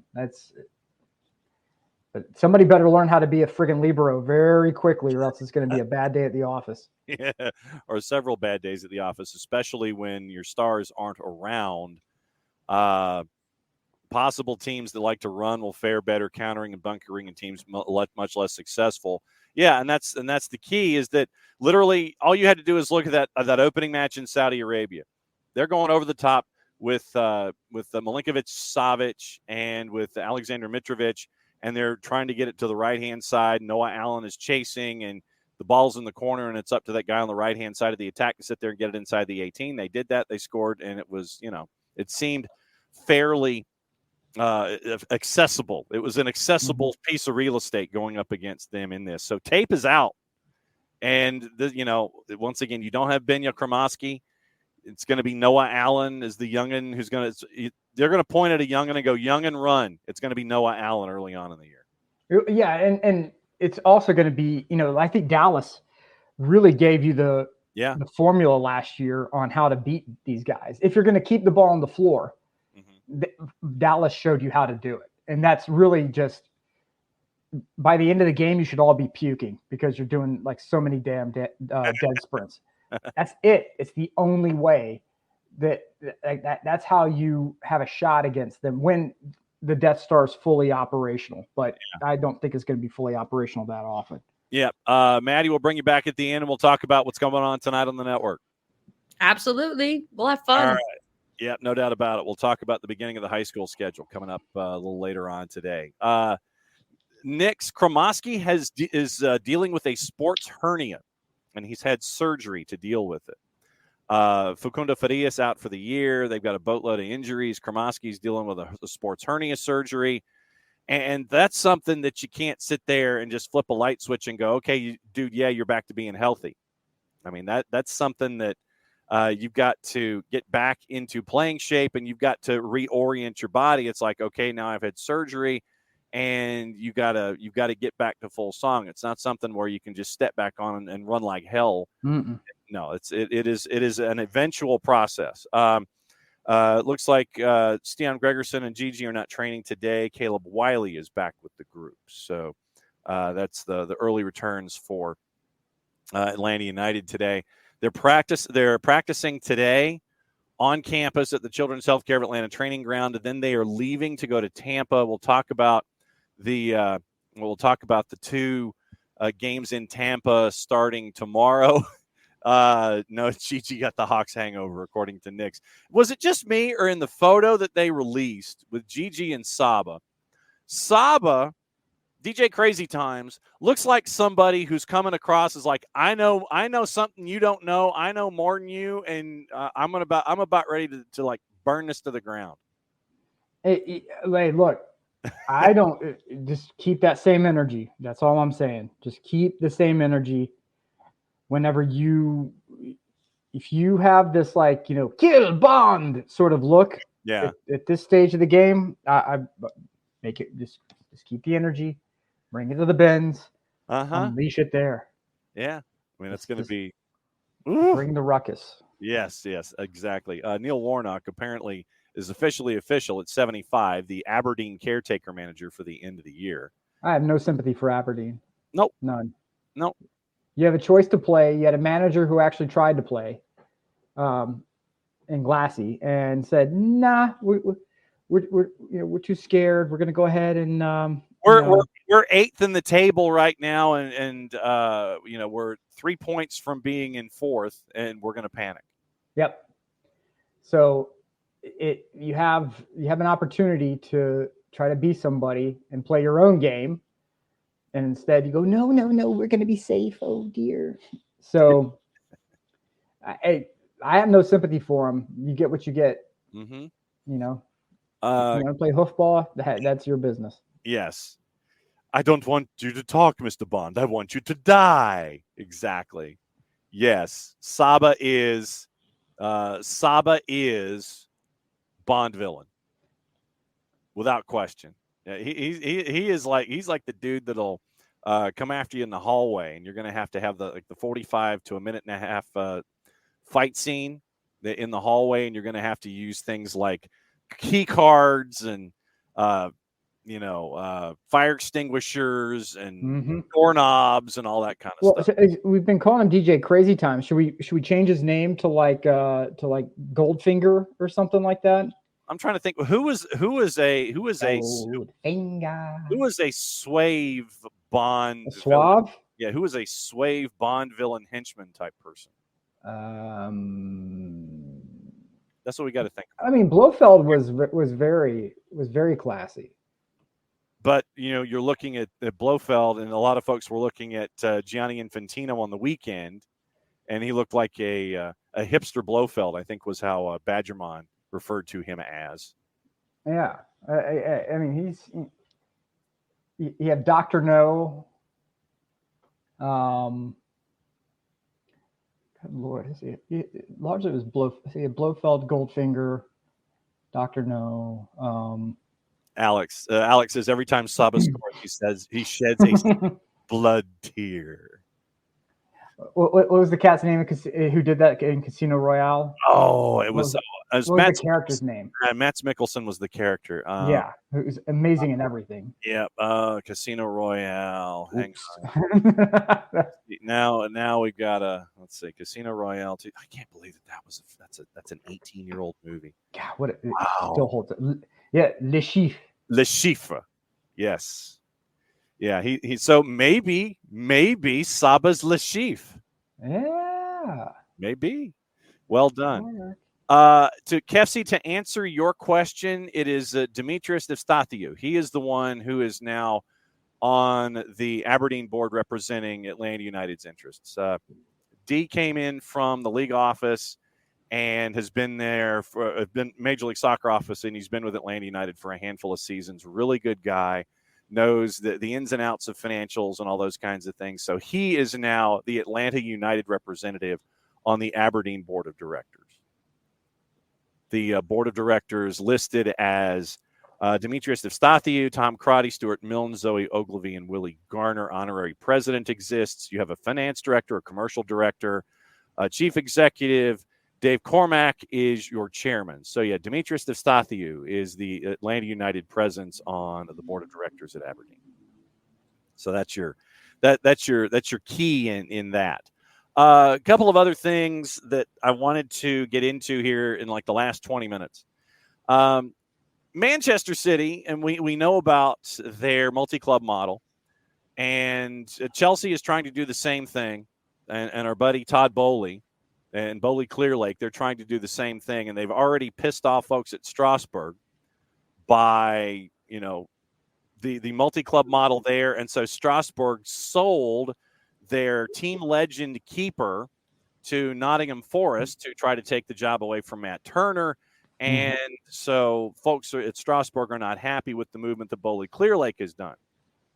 Now, I know that this will shock you, but when you have more than, and I always say this, when you always have more than one reporter on a byline for a story, you know that there's been a lot of digging. And it's not necessarily digging in a good way. Headline, Telegraph, Tom Morgan, Sam Wallace, and Ben Rumsby, 3 reporters. Manchester City must provide fair market value evidence to the Premier League before signing Savio. And they are signing Savio from an affiliated club, and apparently it's now going to be looked at over fair market value, expected to be valued by the Premier League to ensure a deal does not circumnavigate cost controls, given that he's already a City Football Group employee. It is unclear what fee City will pay their affiliated French club Troyes, who signed him in 22, then loaned him to Girona, who's also in the CFG empire. He's become an increasingly hot property this year at Girona, who are currently second in La Liga. Bids from other Premier League and Bundesliga clubs have been in the neighborhood of $25 million. City are preparing paperwork to seal a deal. Both UEFA and the Premier League both have clauses in their rule books which apply when teams under the same ownership do business together. The governing body of European football would expect it to block any deals between teams that they are deemed rivals. So clubs have to demonstrate fair market value of the transaction to the league's board. One key element of the deal getting the go-ahead will be to value the player for the purposes of FFP, not profit and sustainability, but legitimately financial fair play, with the league aligning itself with the UEFA assessment. Player would be assessed at book value, which would effectively allow City to amortize an agreed fee across the period of a player's contract. He has not played for Troyes, who are 15th in Ligue 2, still hold the player's registration, spent last year at PSV Eindhoven, played for Girona this year, 5 goals in 23 appearances. He's expected to stay in Spain this entire time. And so now you've got these new rules with loans, multi-club ownership still being finalized by the league, and they're supposed to meet later this week in London to get all of this done. City was among 8 teams that defeated a ban applying to this January on loans between clubs with the same owners. So right now, City Football Group, they know how to play the game, and they are dancing and trying to make sure that the Savio transaction for one club that has his certificate transferred him to another club within the same ownership group will now flip him to a third club here in the January window. So you got City Football Group, Nick. They are on a roll with flipping things all among themselves. I mean, it's a shell game. Well, yeah, absolutely. That's all it is. It's a shell game. So and there are some that are better than others. There's nothing you can do about it. There's nothing you can do about it. Because if you go after just one team of that at the top of the pyramid, you're going to end up getting, they just have an agenda going after us because of this or that. And so you become the martyr, right? So all you can do really is just create Super League. Create Super League and let them go. They're going to find shell games to stay on top anyway, and just let them go do their thing, because it's not going to stop. You would have to approach this like a RICO case, where you go after all the underlings, or charge the entire thing as a criminal, like one criminal conspiracy. Mm-hmm. There's not enough political clout to do essentially a world footballing RICO case. And because of that, you're stuck with it. Nix. Nothing I can do about it. I'm writing a strongly worded letter as I type. You do that. You write that email. Write that strongly worded letter. Yeah. So literally you're going to have these multi-club models, and it literally is Manchester City and CFG. They have, I want to say, a dozen different interests. It literally is moving one to the other. They have perfected this. They really have. All you have to do is look at Tati Castellanos as another member of all of this. Remember Tati Castellanos, Jarrett's Lord and Savior at NYC? Yes. Who ended up, as an employee of City Football Group, being transferred to another CFG property. I want to say it was Girona at the time. But strange how that worked. Well, I mean, look at CFG owns what? Palermo in Italy, Girona in Spain. They have Melbourne City down in Aussie land. Okay, so it's 100% Man City and Melbourne City, 65% of Mumbai City, 80% of NYCFC, 100% of Montevideo Cité Torque, 100% of Troy, 99% of Lommel, 47% of Girona, 47% of Sichuan Junyu, 20% of Yokohama Marinos, 94.9% of Palermo, and 90% of Bahia, not to mention their City Football Academies, marketing services, and other subsidiaries. Right. This is it's a shell game. It's a shell game for talent. Mm-hmm. They have fingers in all the pies and all the leagues that allow them to use those entities to hit the brunt, to take the brunt of any sort of transfer fee. Yeah. And then so then they can move interagency with very little conflict. And meanwhile, these smaller entities are the ones who are going to be left holding the bag with FFP. So for Man City is a wonderful arrangement. For everyone else, it becomes very difficult, right? So in the MLS's case,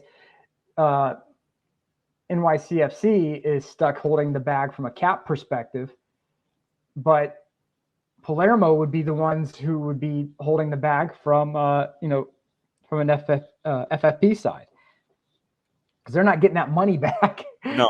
So it's, they found the loophole. So you have to treat them as an entire org, one singular org, one organism, or you are going to allow this to take place.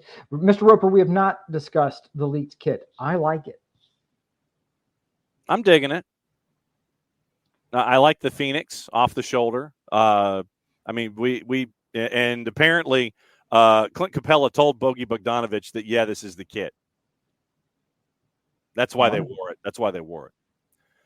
And I really like it. There was the other element. Maddie also brought this up. We're talking City Football Group. The Premier League has been forced to utilize, this is from Jacob Whitehead at The Athletic, Premier League has been forced to utilize extra legal help in a bid to get through several ongoing cases. Everton's appeal hearing took place last week, but further profit and sustainability rules cases against both Everton and Nottingham Forest subject to strict timeframes, which the Premier League is not allowed to breach. Tuesday is the one-year anniversary of the Manchester City 115 breaches, and that case might take another year. You have the ongoing investigation into Chelsea of breaches of financial regulations, negotiations over the proposed EFL New Deal, only adding to the workload. And so you've got all of that going on. So the Premier League usually has external lawyers, usually the Magic Circle firm Linklaters. The sheer volume of cases as well means that they've had to add more lawyers to this. All these different cases, they've had to add more lawyers. The Premier League will have billable hours, people. And it's more billable hours than, Del, it is the anniversary of the Munich air disaster. And where did I see there was a gathering of, Sir Jim Ratcliffe attended the anniversary service.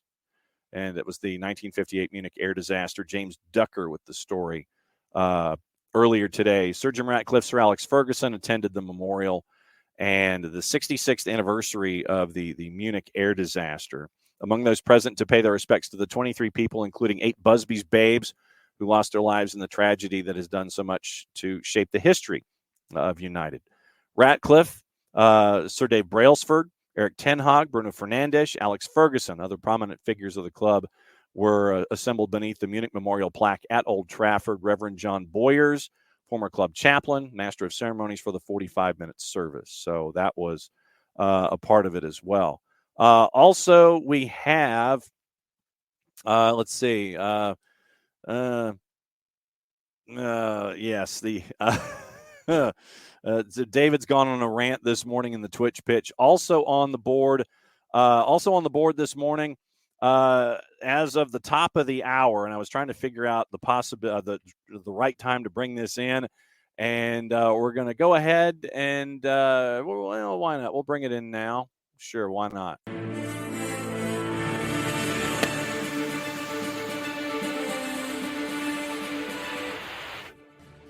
Top of the last hour, it was announced Joseph Martinez is officially signed with CF Montreal. There's a 38-second video of a gentleman who is standing at a high point in the city of Montreal. Very, very beautiful city, by the way. So he's standing at a high point, and I'm trying to figure out, it looks like it's at a park on top of one of the hills that envelops the city of Montreal. He's walking in slow motion through the snow, standing and staring at a lot of the skyscrapers. Turns, flashes the jersey, and he's speaking in French. Tish, he spoke French. So Joseph Martinez, officially official to CF Montreal, according to Tommy Scoops, Tom Bogert. 1-year TAM deal with a 1-year club option.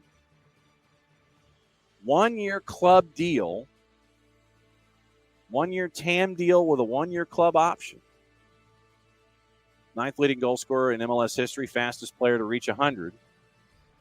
And we always will sit there and wonder what would have been had that really nasty turf at Nissan Stadium not affected Atlanta United the way that it did.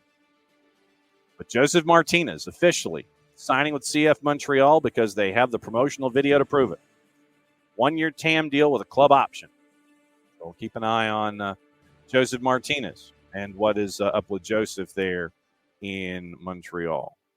So officially official, Joseph Martinez is signed, and mark your calendars appropriately for the matchups that happen. Heading into the elimination stages, we've played a couple of the goals, but Thiago Almada heading into the knockouts in the pre-Olympic qualifiers, 4 goals and 2 assists for Argentina. And we'll keep an eye on Thiago as it goes. And Kefsi, I mean, I have don't know. Yes, Victor Wanyama, Kefsi, is still there. He was on the roster. Yes, and so that will be this to me was the most interesting element of all of this when these conversations started with Joseph and the CF Montreal, probably never to be engaged in being the Montreal Impact ever again. So for Laurent Courtois and CF Montreal, someone needs to play the video in the tunnel, and what I may do is I may find it.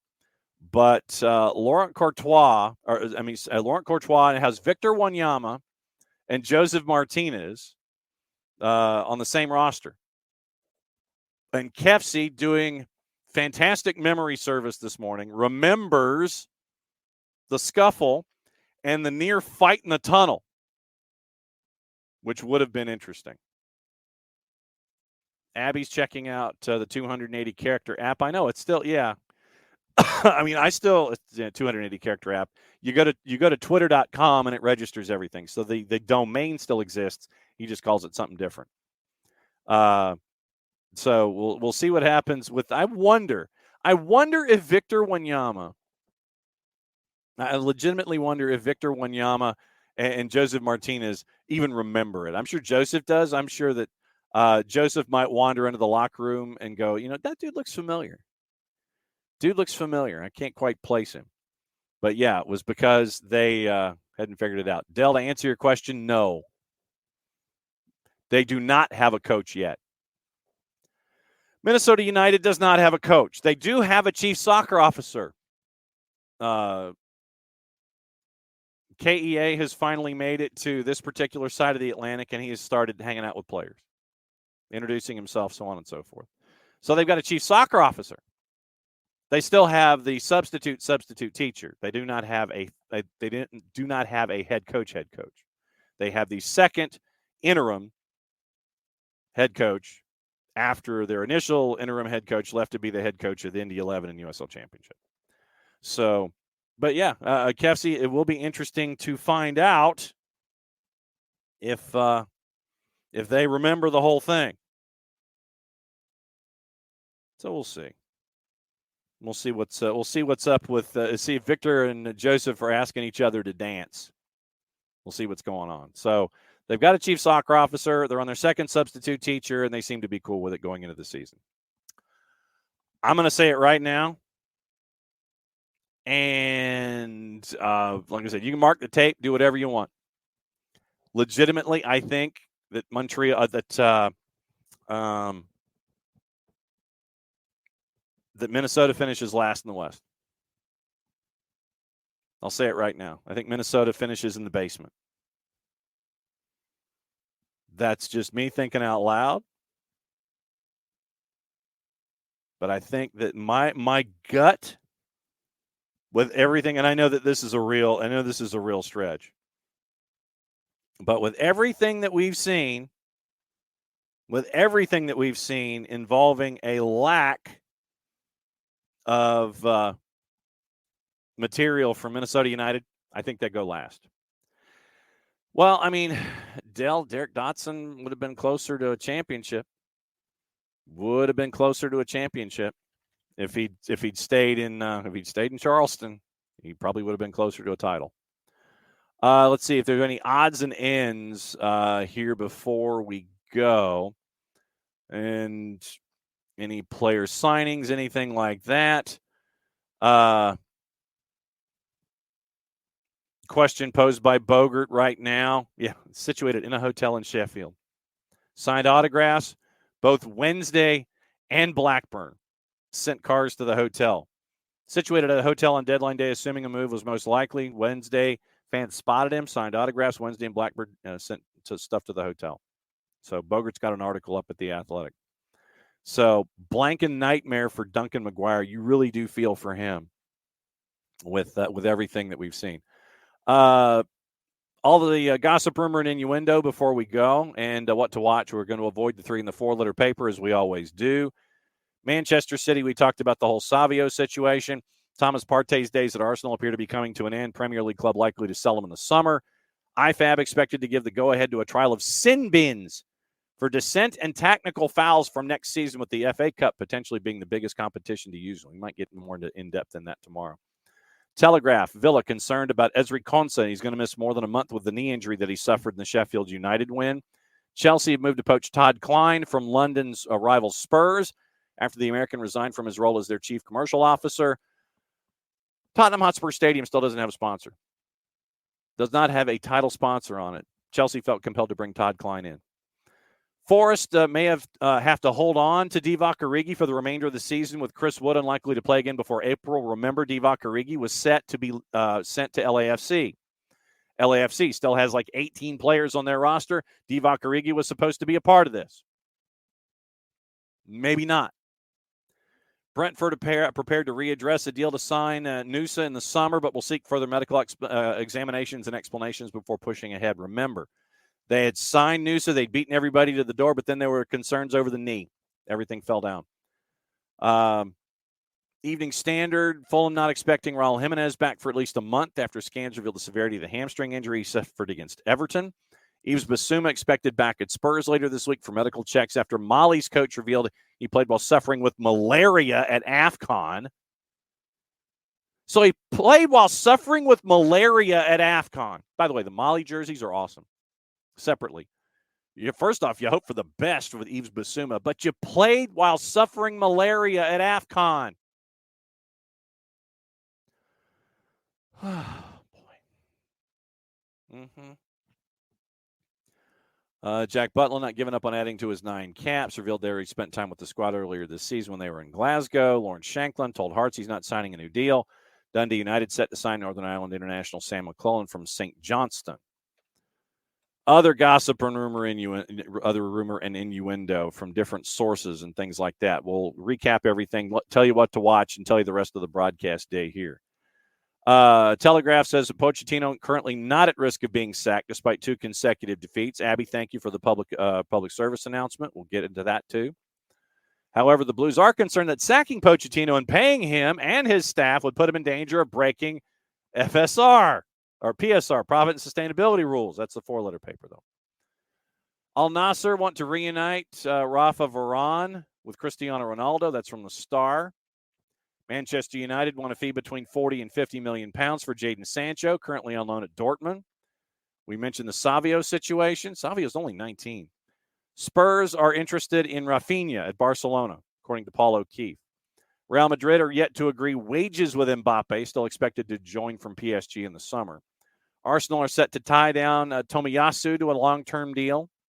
Fulham making a second attempt to sign Lyon's attacking midfielder Ryan Cherki in the summer after failing with a £35 million bid in January, 3-letter paper. Villa reached a verbal agreement with Leon Bailey to sign a new long-term contract with the club. Barcelona sporting director Deco has said that it is not the right time to talk about outgoing Liverpool manager Jurgen Klopp as a successor to Xavi. Hansi Flick, learning Spanish, would be interested in taking over Barca in the summer. Nottingham Forest striker Wang Yuzhou has agreed to terms to spend the rest of the season on loan at Alanyaspor in the Turkish league. Newcastle have compiled a detailed scouting report on Amadou Onana over at Everton before a planned attempt to sign him in the summer. Chelsea, and we mentioned Todd Klein. All right. So what to watch, where to watch it, and how to watch before we get into the public service announcements and the programming. And Abby, once again, thank you for doing the public service announcements. And we'll post it again to our Twitter feed and everything about the Marshall Islands scarf. $32, 32 plus shipping if you don't want the Abstermobile to drop it by your place. DM me, DM the show, shoot us an email, soccerdownhere@gmail.net, and we'll figure out how to get it to you. Today's programming. Tonight, Copa Libertadores is on BN and BN in Espanol. You can catch that on Fanatis, fntz.co/soccerdownhere. You get to catch everything going on in CDO for the fans, TIC, all the BNs, Liga 1 Max. I'm sure for Nuestra Tele, Gold TV, all those places. At Fanatis, Jason got me hooked. I blame him. CONCACAF U17's Women's Championship. Remember, Bart Keeler told us yesterday, really the U.S., they just need a point because they're ahead by 6 in goal difference right now for the last game of the world stage and the group stage. USA and Canada, U17's at 1, Puerto Rico, Panama at 4 o'clock on FS2. CONCACAF Champions Cup, the hemispheric extravaganza begins tonight. Comunicaciones Monterrey, Real Esteli, and America, 8 and 10. ESPN Deportes, Leverkusen, and Stuttgart German Cup, Fox Deportes Coupe de France, 2:45. Gold TV Uruguayan Cup at 3:30, Liverpool and Nacional. 2 to NA, simulcasting your CONCACAF Hemispheric Extravaganza. ESPN Plus, FA Cup, Plymouth Argyle and Leeds at 2:30. Leverkusen, Stuttgart at 2:45. Copa del Rey, Mallorca, Real Sociedad at 3. Fox Soccer Plus has the Coupe de France. Paramount Plus, very, very busy day. You get the semifinal of Jordan and South Korea. Someone knock off Jurgen Klinsmann, please. Argentine, Copa de la Liga, 5 and 7. Sarmiento, Defensa y Justicia. Atletico Tucumán, Argentinos Juniors, and Rangers in Aberdeen with Neil Warnock at 3 o'clock. Setting the world on fire. Fantastic. All right, Maddie, what's going on tonight at 5:30 and 7:30 on the network? We have our first high school shows, which is going to be so fun. We got Parkview. Oh, geez. I'm like blanking. What is happening to me right now? Yes. Oh, my goodness. Yes. Y'all, I can't talk this morning. What is happening? We got Parkview. We got Peachtree Ridge at Parkview for the girls at 5:30 and for the boys at 7:30. Me and John are going to be there. It's going to be a lot of fun. Very exciting. So you can watch that or listen to it, not watch it. Well, you can be there. You can be there in person. You can be there. You can be there in person and listen to it if you really want to. It's whatever you want to do. We don't judge as long as you watch it. Yeah. If you're there and you listen, it's all good. And It'll be great to kick off our season once again. I'm going to call the girls match. Maddie's going to call the boys match. It's a bit of a homecoming for Maddie. Go ahead and break that down for folks that may not know. Oh yeah, so it's pretty cool. So my stepdad, his brothers, they all played at Parkview like a while ago, and it's also a really fun story. My grandpa, who passed away 2 years ago, he was the voice of Panthers soccer at Parkview, and so it's actually funny. I'll bring the little thing they gave him, but it's a little like trophy type thing that my grandma gave me, and I'm gonna bring it tonight. Take a couple photos, maybe post that on Instagram. But it's pretty cool. Yeah, it's pretty cool. I'll be in the same booth that he will have called games in. So that's kind of sick. It's pretty cool. Story wraparound. I didn't actually know that happened until we were there on Saturday in Athens. So it's pretty cool. I'm very excited. It's gonna be a lot of fun. Yep, the beginning of the high school season, the Tuesday night throwdown on SDH. It's going to be 5:30 and 7:30 separate broadcasts. So we'll come on a couple of minutes ahead of time, roll through everything, get you ready for it, and then 5:30 is the girls' match with Peachtree Ridge and Parkview. 7:30 is the boys' match, Peachtree Ridge and Parkview, with head coach Danny Clint in his 28th and final season as the head coach there for Parkview. And the coach said the brain is there, but the body's not willing. So 28 years, and Parkview is looking for a new boys head soccer coach. And we're going to be there for that. That'll kick things off Friday. Maddie and I will be at River Ridge, and it'll be Roswell and River Ridge. Maddie will call the girls' game because of her conversation that she had on the Roswell side, so she already knows more about them than I do. And then I'll do the boys' match with Roswell and River Ridge once again, 5:30, 7:30, Tuesday and Friday. That is going to be here on the network. And once again, we're catching up with Ella Stevens tomorrow afternoon. That'll be rolled over onto the network in a 1v1 with her time at Gotham. Get to find out what it's like to be a part of a super club in the NWSL. Hopefully Dylan Butler can join us tomorrow at 10 o'clock. Nico joining us on Thursday. And we've got some interviews that we are looking to tape to promote the blast-off battle in Huntsville. So we're going to be catching up with some folks there. Jack Collison will be catching up with us on Thursday afternoon, and we're going to play that interview lead in on Friday morning. It'll be Jack Collison at 9:05, 9:10-ish. Then our friends from Beyond Goals Mentoring at 9:30. Get you ready for the weekend tomorrow. We've also got a preview at Atlanta United because they'll be in Tampa.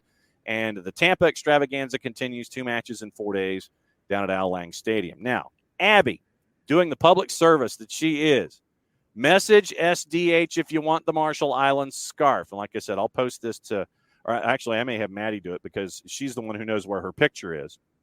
And post it to all of our social media. That, once again, you can pick up the Marshall Islands scarves. You can message us here locally, domestically, and it's $32. If you want us to ship it, $32 plus $5. If you want Abby to deliver it, straight up $32. If you're outside the driving footprint, let us know. DM the show, DM me, email us, soccerdownhere@gmail.com. And we'll get the scarves to you because we got them, and we're trying to help out our friends at the Marshall Islands. And if you look on the Marshall Islands Soccer Federation website, you'll notice somebody there that's very, very familiar. So there you go. Once you've paid, you get a link to fill out a Google form so we can capture the info for in-person delivery and shipping so Abby knows where she's going, because that would be kind of important because when she's trying to deliver things. But how does it feel to be an international celebrity, Maddie? It feels great. It feels great. We had took those photos and I was like, oh, like maybe they'll use some of me in them, but I didn't think it would be like as many as they did. So that's pretty cool. It was a lot of fun. Me and Liz had a great time doing it. It was a lot of fun. So absolutely it is. And so we'll be back at it again 9:05 tomorrow morning, and we'll talk stuff. It was a great conversation today. We kind of got into Messi and Friends. Not really a surprise there. We got into the New Jersey possibly, probably for Atlanta United. So it might have been an unintentional kit leaked by the Atlanta Hawks and the Hawks players to find out that there might be a Phoenix on the third jersey for Atlanta United. Very, very cool stuff. So once again, Maddie and I will join you from Parkview in the Big Orange Jungle tonight, 5:30 and 7:30 for the beginning of the high school season on SDH. Don't forget to download the SDH app through our friends at Spreaker, and listen to us at soccerdownhere.net. So for Maddie, for Jarrett, for Nick, and for me, I'm just John. Thanks for hanging out with us once again here at SDH. Since it's the end of the show, mucha plati, I'll play it safe. That means I get to do this. We'll be back at it again a little under 22 hours. We'll see you tonight at 5:30 in Parkview.